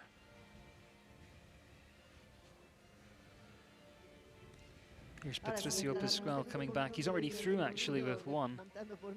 So now looks to qualify Sarangat. He ended last year up at the Desert Horse Park at Thermal in California. Picked up some top 10 finishes in similar competitions there. And this is a horse we've seen in the, you know, the big 5-star ranking competitions. You know, again towards the end of last year, I think it was about middle of November last year actually. He was in Lucia and Monterey with this horse. Just had a couple down in the meter 55 Grand Prix there. A similar story throughout September at Spruce Meadows. Jumped the horse in Europe. Or the horse actually jumped in Europe a lot last year, and then Patricio came over to try him during the summertime. Actually bought the horse and then brought him back over via Spruce Meadows. So quite a new one, you know, in relative terms. Took over the ride last summer.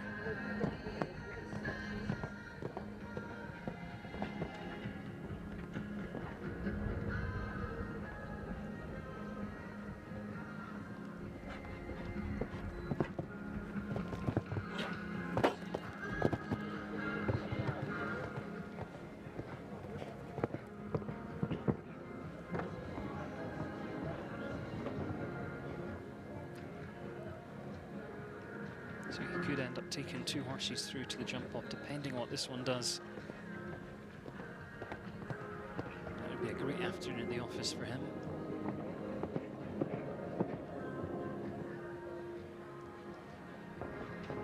If that happens, he may save Babel for Saturday for the World Cup and not jump him off. We'll wait and see. As I mentioned earlier, you know, he's a great horseman, so he'll have his plan already in his head of what he's going to be doing.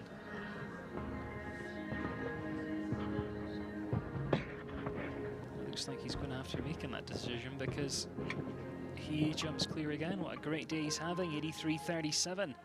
Patricio Pascual and Sarangat clear in the first round here. So that brings us up to nice round 10 clears that are going to be jumping off. Este desempate que consta de 7 obstáculos, 8 saltos.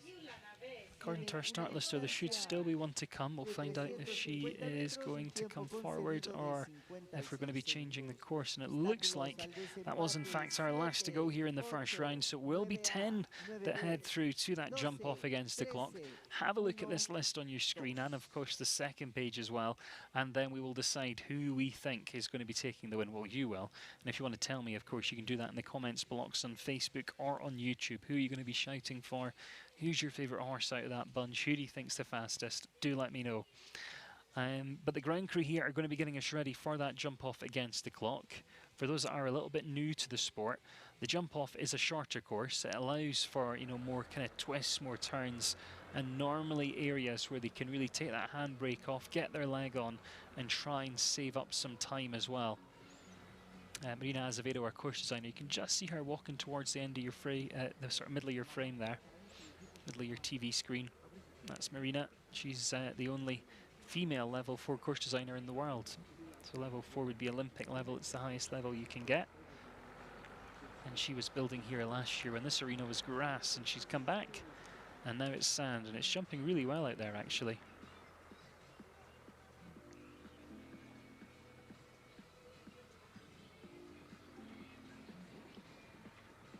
But it'll take maybe, I don't know, about 5 minutes to get this course ready. Then we've got an exciting jump off on our hands. And don't forget, you can also enjoy more action as things continue here this weekend. If you want to join us for the Longines FEI Jumping World Cup, it will be available on FEI TV live for you on Saturday. It's also available on television as well, so have a look at your local listings.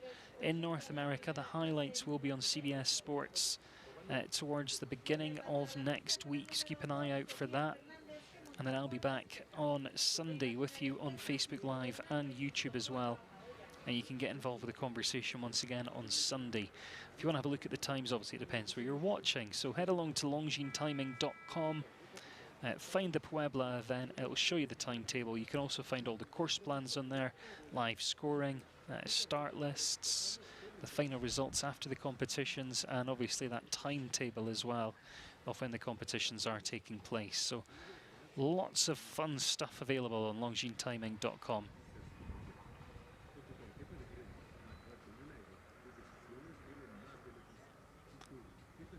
Nan's saying, how do you become a jump course designer?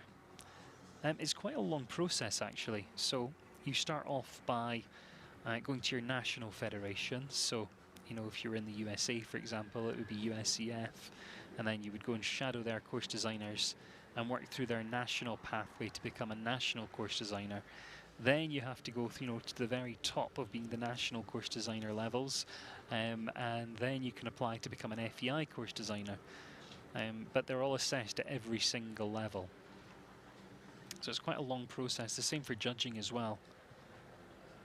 I'm an FEI judge, and to do that you have to go through your full national program. You have to become a top-level national judge first. Then you have to go away, and it's normally miles away from where you live, to go and do a course and an exam to become an FEI judge. There's quite a lot in it. And I think, you know, the amount of prize money that's up for grabs in these competitions, the amount of money that these horses are worth, that, you know, that's why this sort of training process is so difficult. You know, there's so much on the table. The stakes are so high. If anyone else has got any other questions, feel free to pop them in the comments box below. If you're watching on YouTube or on Facebook Live, if you just want to say hello, you can do that as well.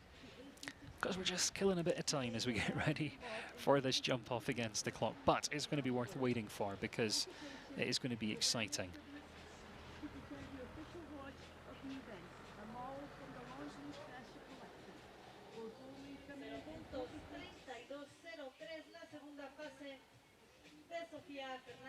Not too much work left to do out there. You can see the tractors just coming in again. We've got an amazing ring crew here actually. You know, they work from, you know, before it's even light till after it's dark.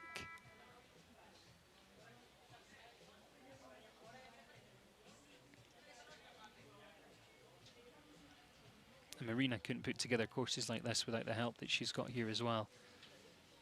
She's also got Mauricio Garcia, who's another level 3 FEI course designer, assisting, as well as Benjamin Fernandez, another FEI level 3. He's from Mexico, and he's also assisting out there as well. So it really is a team effort. You know, it's a big old arena for one person to, you know, be in charge of.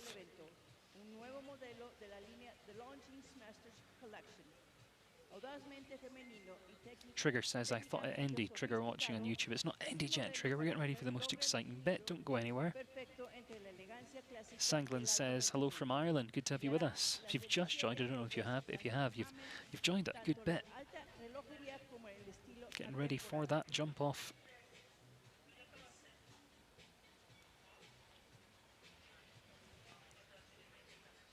And once that jump off starts, it won't take long because these guys will be speeding around there. It's definitely one of my favorite places to come, Mexico. Such a stunning backdrop. People are so friendly, the food's so good.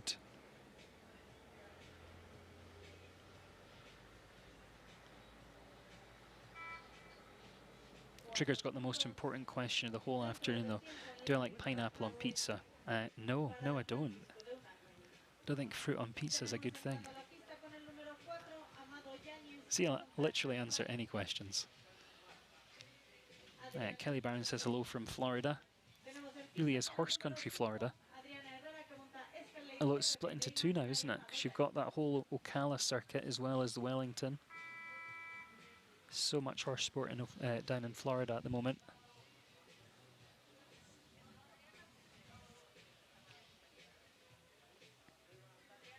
Grace Horsey says, I like jumping, but I don't think I could jump what these riders do. Yeah, and they kind of make it look easy, don't they, Grace? That's the annoying bit. I don't know what level that you jump at the moment, Grace, but, you know, it's all about just gaining your confidence. And if you've got the horsepower, then really it's all about the canter. It's all about the flat work and the setup for the fences.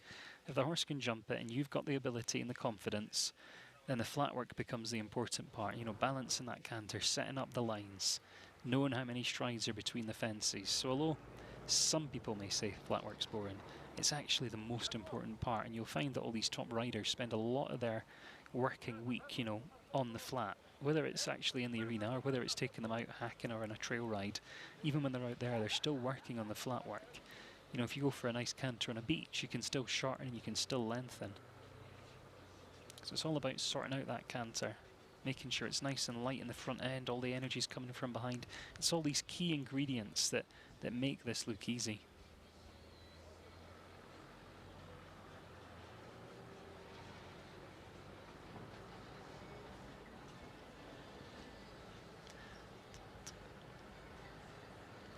So we can see our start list then, it's on the screen, and this is the order they are going to be coming forward to jump in this jump off. They retain that order from the first round.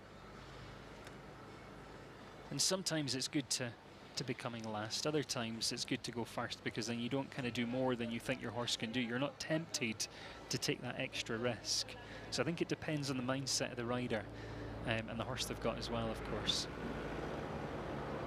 David Cliche says, when are you coming up to Scotland? I haven't seen you in ages. Well, I was actually up for a social visit to Scotland a couple of weeks ago. I went to Edinburgh and then went up to Glencoe. But it was a flying visit for about 3 days. And then I think I'm coming back up in August. Kelly Barron says, I want to be in the Grand Prix one day. Just keep working, Kelly. It's all you can do.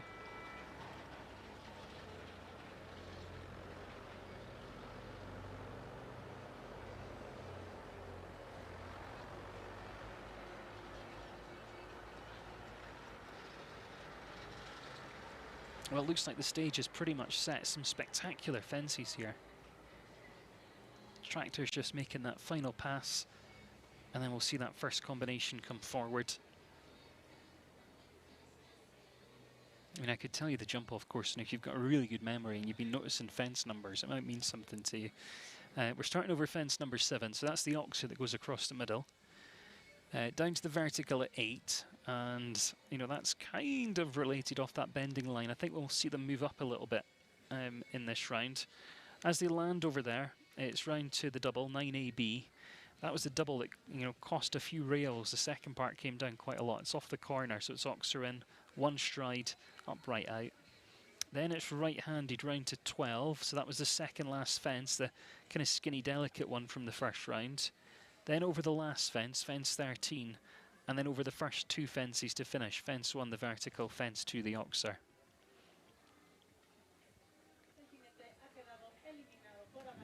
Lexi Lucas says she's rooting for Misty with Tom and a churro with Pandora.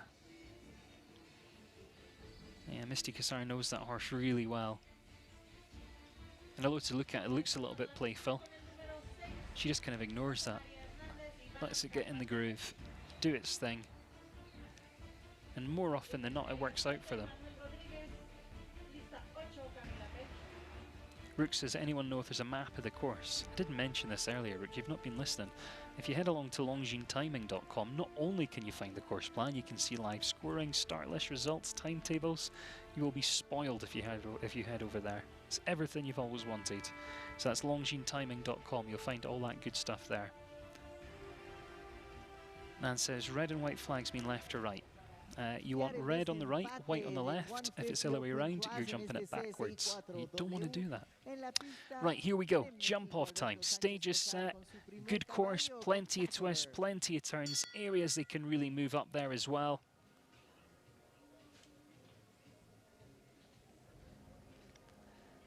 And this is going to be our Pathfinder. Let's find out how things are going to progress here. Alberto Sanchez Cozar and Cat over to get us underway. A real experienced partnership, actually. The horse has done a lot, he's done a lot. Let's take another quick look at this course. It'll make more sense now we see something jump it. So we start over the Oxer in the middle, fence number 7. Then it's left-handed down towards the vertical at 8, just keeping that nice forward rhythm. The double comes next. Oxer in, vertical out. It's going to be risk and reward here because we saw this vertical cause some issues in the first round. As soon as you land there, you're thinking about that turn round towards fence 12, which has now got longer rails, so it's not quite as delicate as it was in the first round. Then we jump fence 13, last fence from the first round. Then there's 2 left. It's fence 1 and fence 2. So this vertical, and then you want to open up. You want to let the handbrake off if you dare. Because that's what can happen. Caught that front rail on the Oxer, so going to finish on 4 faults, 40.56. But Alberto knew how many quick ones were coming behind him. He really had to try and add as much pressure on as he could, so he let the handbrake off, then tried to rebalance at the last second and just caught the rail on the front of the Oxer there. So finishes on the 4, 40.56.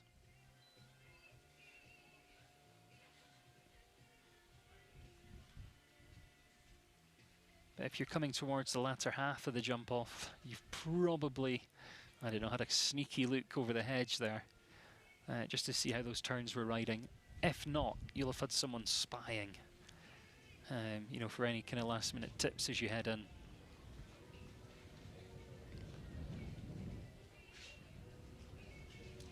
Patricio Pascal, as we know, has got 2 horses coming forward, and Patricio was last to go in the first round on the other horse, so he's had to swap over back onto his first ride because they must stay in that order. Under FEI rules, you wouldn't be allowed to swap the horses over just because it's convenient logistically because you're already on that one. That wouldn't work, so he's got to swap back onto that first one, get warmed up, get organised, and then he'll be through. Sarah's watching on YouTube and says, how many horses are in the jump off? 10 in total, 9 left to go. She's just got home from riding, so she hasn't seen the first part. We miss you, Sarah. We're glad you're here now, though. 9 left to come here in this jump off against the clock. Melissa says, excited to watch Garcia and Maximus. Corey Robinson says, how much are the horses typically worth? That's a difficult question. Probably the same as a house, or more, depending on where you live. Because we have to remember, these are the kind of top horses.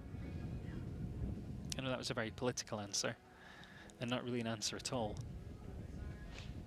But you'd be thinking, you know, hundreds of thousands, and as they kind of get up, you know, there's horses out there that are worth millions.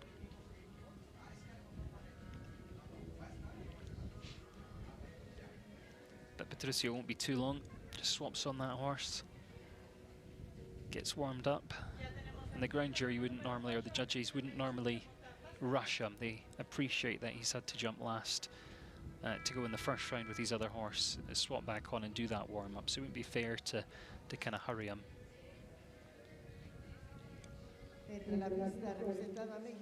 Here we go, he's got 2 horses. And this one he's literally taken everywhere and done everything with. Babel and Patricio Pascual from Mexico. I don't want to jinx him by saying, you know, probably the most experienced partnership in the competition, certainly one of them. So I won't say that, but he is.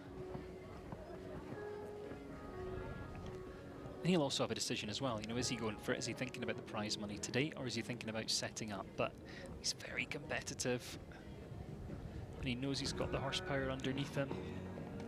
Looks like he wants to add on as much pressure as he can, really opens up in that first distance. And you can see him looking for this turn, not overcooking it, because we know how many problems that double cost in the first round. Quite tight through there. 3 efforts left. Oh, has to fight. Comes inside, round towards the vertical, and then he has to just go for it. If he wants a good slice of the action, this is where he'll make up the time. Jumps the last. Oh, but it comes down. Back bar this time. 36.12. You can see how quick that was. You know, Alberto Sanchez Quasar finished in 40.56. Patricio is in 36.12. But he knew if he wanted to add pressure on for the rest, he needed to take the handbrake off the last. And it catches it at the angle there and just comes down on that back bar. Wow, it's been interesting so far.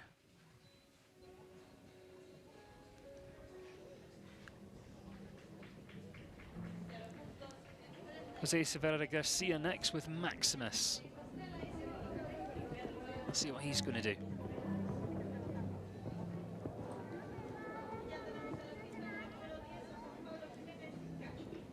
Another of the young riders, the U25s.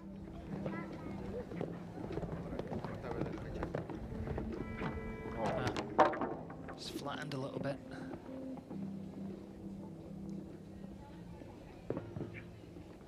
This is their first time out in 2023. So still getting their groove on.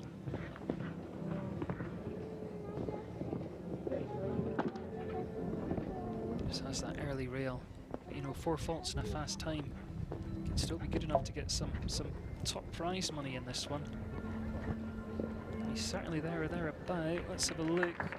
36.85 goes second. Into second there. But good young talent. Good to see them back out together on the international circuit. And just flattens over that vertical. So finishes on the 4. Lucky there though, wasn't he? A bit of a rub. That was still the delicate, smaller rails from the first round. That would be on the floor. But sometimes you need a bit of luck.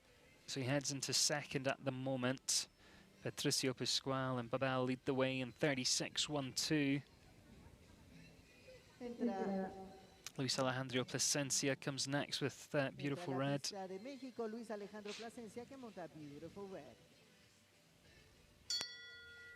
Another experienced horse, experienced rider.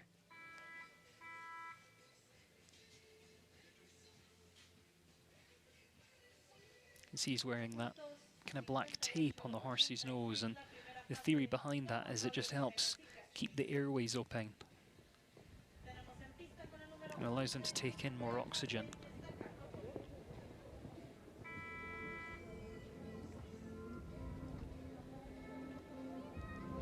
A fun fact for you, that the horse's breathing goes in rhythm to their stride, you know, when they're cantering across the ground.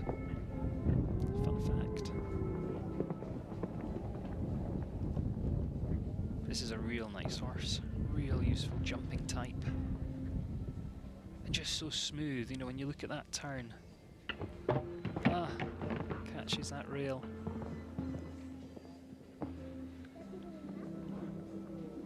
I think Luis will be kicking himself a little bit with that vertical.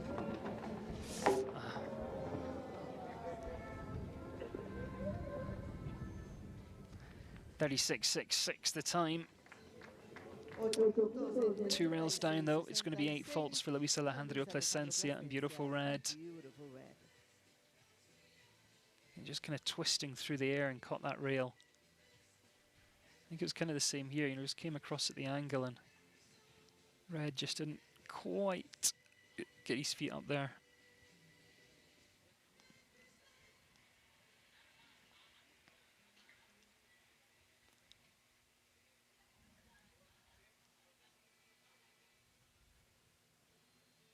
Looks like Misty Cassar moving up the order for us. Bien, Oh no, tenemos en la she's just pista out de there. México Arturo Parada Vallejo que monta She's just hanging out. Pandora. Misty While Casar, Arturo tus Parada Vallejo gets explicaciones, underway por with favor. Pandora.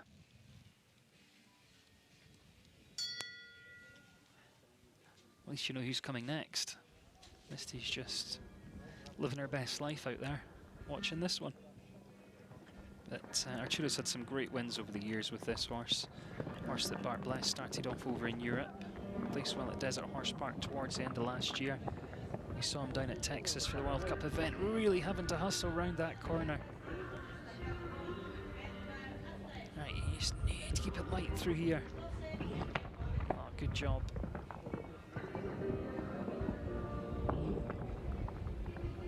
Right, 2 left.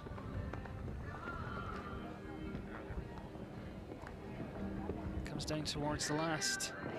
There's our first double clear, 34.85. Sets a standard, Arturo Parada Vallejo, 34.85 and clear. You can throw the textbooks away, it was a little bit unconventional, but they got the job done, and that's all that matters in this sport. 34.85 is going to be the time to chase, and interestingly, not only our first clear, but also the fastest round we've had. The rest are all in the 36s. One's on 40. Arturo's on 34. Now, Misty Cassar is next for the United States of America. I would reckon she's not just here for the sunshine, and she'll be looking for some World Cup points come Saturday. But let's see what she's going to do here in this jump-off. Again, real useful horse that she knows inside out and upside down.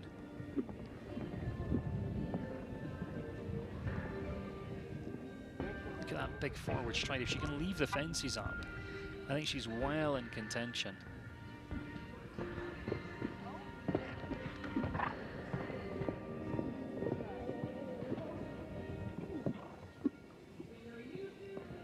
Doing a very good job.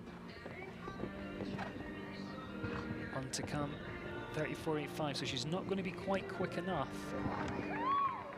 But 39.10 is still a clear round there for Misty Cassar. She'll be very happy with that. Nice double clear. Will pick up a good slice of the action here. And not the most straightforward of rides either, and I think she just loses a little bit of time in those turns. You know, she kind of lands and then has to turn rather than trying to set up the turn through the air, but she knows that horse, she knows what she can do. And heads into second there. So Arturo Parada Vallejo leads, Misty Cassar second. Best of the rest on 4 faults is Patricio Pascual and Babel sitting in third place. And this is Manuel Gonzalez de Frey next. Artelius represents Mexico. So that news of Arturo's time will have fed backstage. They know they really have to go for it if they want to take on his challenge. 34.85 is going to take some beating. And there's just 4 left to come after Manuel.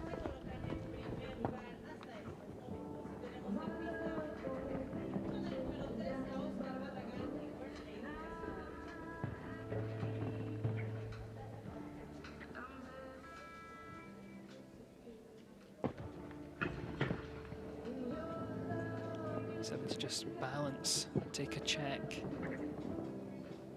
34.85 to beat. It's not going to be that quick. This will still go into a good position. Jumps the clear. 37.23 into second. Manuel Gonzalez de Frey from Mexico, second place. Pushes Misty Cassar to third. Arturo Parada Vallejo still leads the way at the moment.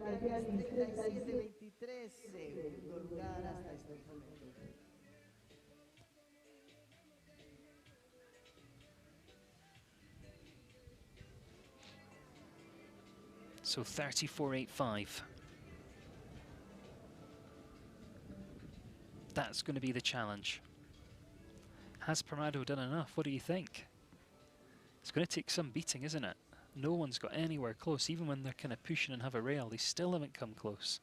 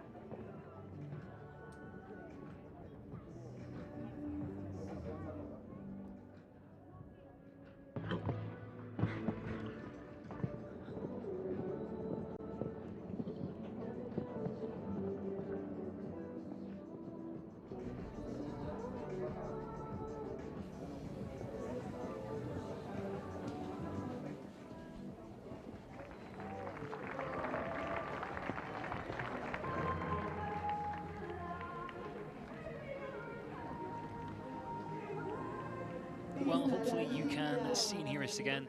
A little power issue on site, but we are now back with you and live here from Puebla. So apologies for that little outage due to power here on site, but we're back, and Federico Fernandez just headed into third place there.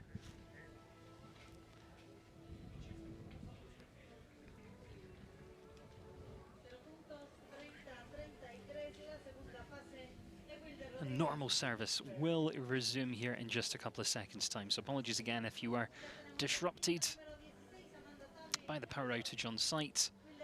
Quick recap of our leaderboard though. Federico Fernandez has just headed into third place, which puts Misty Cazar fourth, Manuel Gonzalez Dufresne in second at the moment, and Arturo Parada Vallejo is leading the way. So that's how things look at the moment. Patricio Pascual and Seringat are going to be next.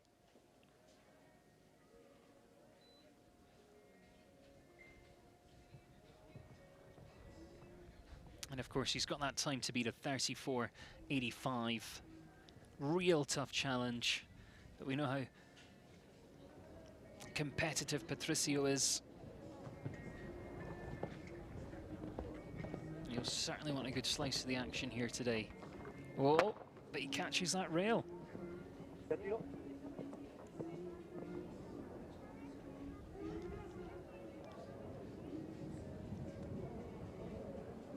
he knows he's out of contention. I think he may be about to call it a day and retire there.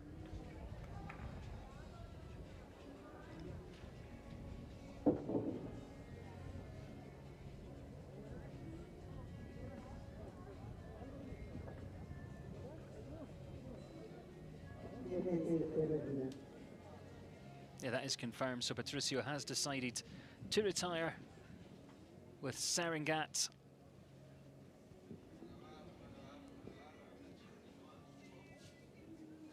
So no change to that leaderboard. And I think we have our full result as well, actually, and we do. Arturo Parada Vallejo will take that win. 34.85 the winning time. Manuel Gonzalez Dufresne takes second, and Federico Fernandez finishing in third place. But what a round there from Arturo. He really added the pressure on. He pulled it out the bag today, so many congratulations to him. Apologies again with that little power outage. I know you missed, part of the jump off, which is the most exciting bit. But we are live, we are on site, and sadly these things do happen sometimes. But apologies there if you did lose me and the jumping for just a couple of minutes. But that result is confirmed, and congratulations there to Arturo Parada Vallejo, who takes that victory. Full result on the screen there for you to enjoy as well. And of course we'll get set up for that prize giving ceremony. A quick reminder, you can enjoy on Saturday the Longines FEI Jumping World Cup Puebla. Second last chance to pick up some points to try and earn a place to go to World Cup finals in Omaha, Nebraska in April. Can't wait to be there for that. And then of course in Ocala, that's the last chance for them to pick up some points. But we'll be back here on Sunday with the Classic. So you can join us on Facebook Live and on YouTube on Sunday. FEI TV and then television highlights for the World Cup around the world. And I hope you will come back and join us for all of that and more. But a huge thank you to everyone who has got involved with the conversation on Facebook and on YouTube. Great to have your company. And I'll look forward to chatting with you again on Sunday. So enjoy the rest of your day, your evening, your night, your morning, wherever you're watching. I've been Adam Cromarty. Stand by for the prize giving. It's on the way. But from all the team here in Puebla, enjoy the rest of your day.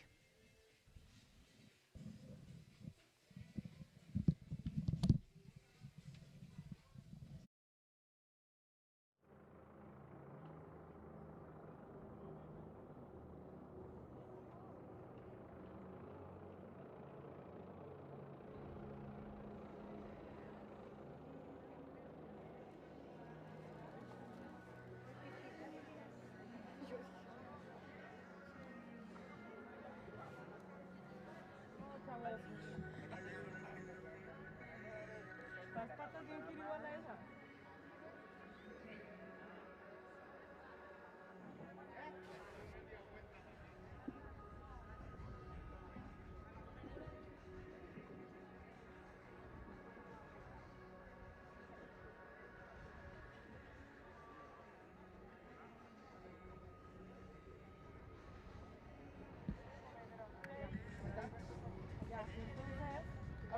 igualito hacia acá adelante.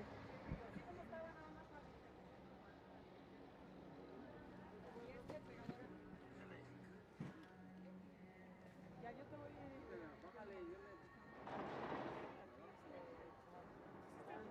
Ahí está perfecto.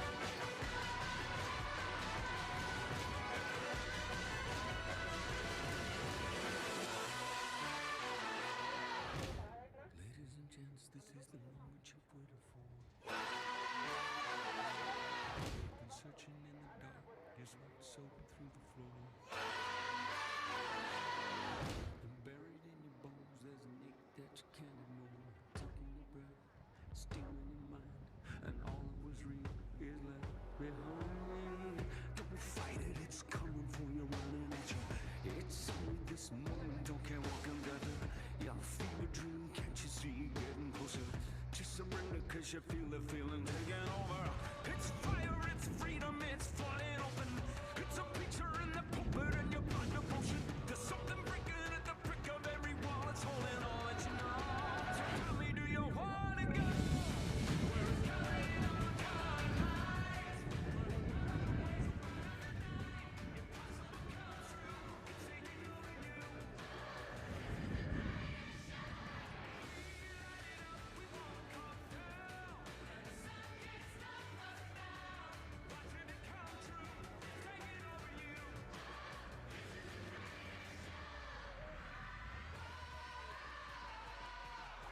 Colossal we come, these renegades in the ring. Lost get found, every crown of the circus king. Don't fight it, it's coming for you, running it's coming. So in this room, and don't let something to stop. Running out, shining, and you shine it, you know. Just surrender, 'cause you're coming. Want to go where it's coming on, calling lights. Where the runaways are running the night. Impossible comes true, intoxicating you.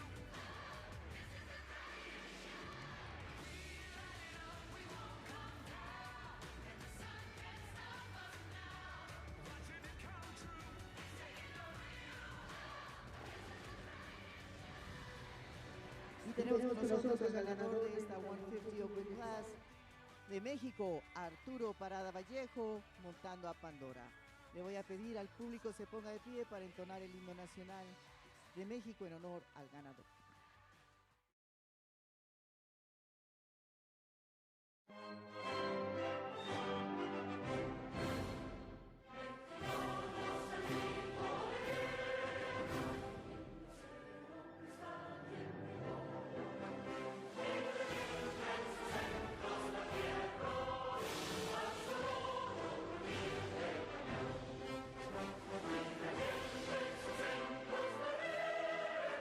Al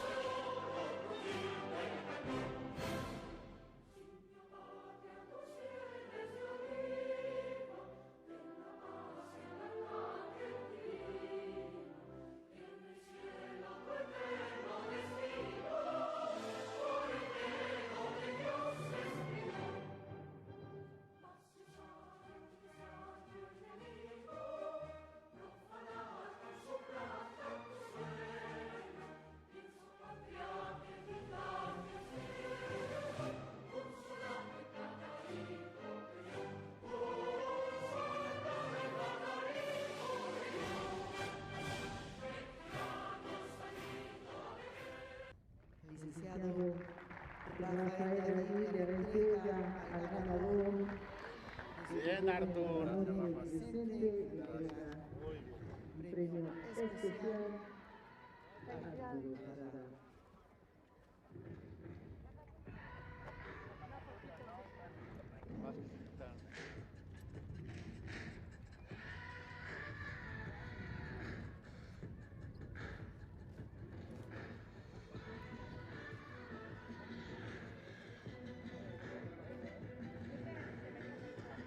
Licenciado Rafael Galli entrega el premio al segundo lugar Manuel González Susán, dando a Martins.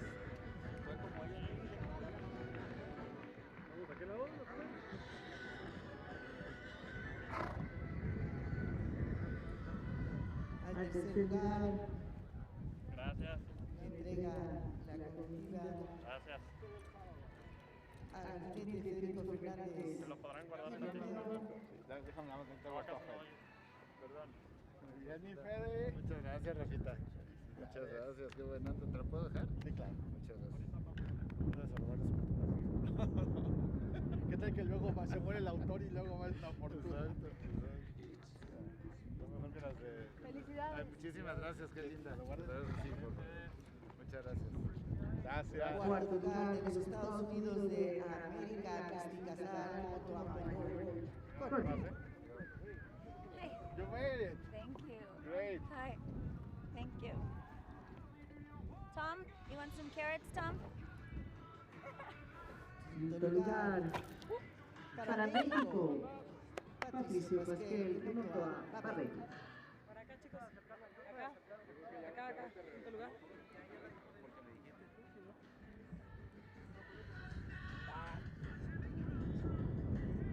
Le ganaba en tiempos. Pero sí, estaba ahí pegado. Sexto lugar para México, José Saavedra García, que montó a Máximo. Le seguí derecho y más tanto.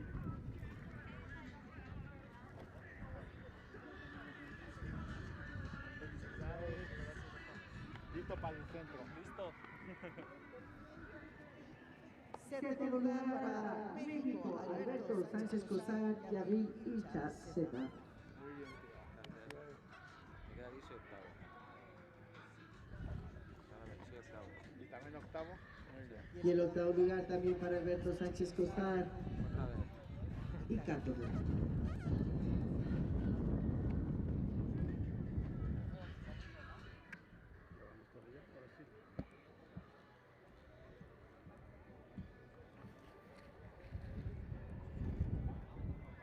Bien, le vamos a pedir al ganador, Arturo Parada, vamos a hacer a favor de encabezar la vuelta de la victoria. Felicidades, jinetes.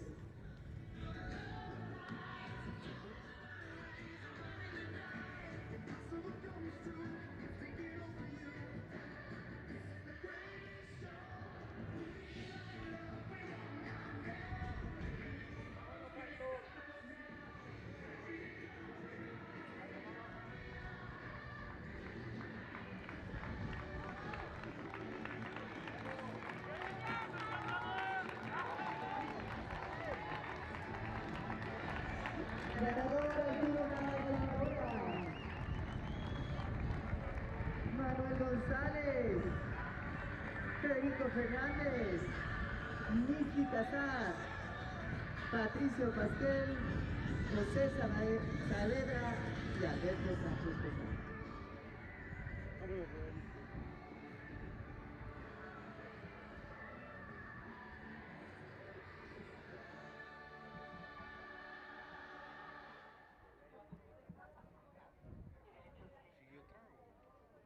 Pues que otra, ¿no? Todavía. A la 1:30.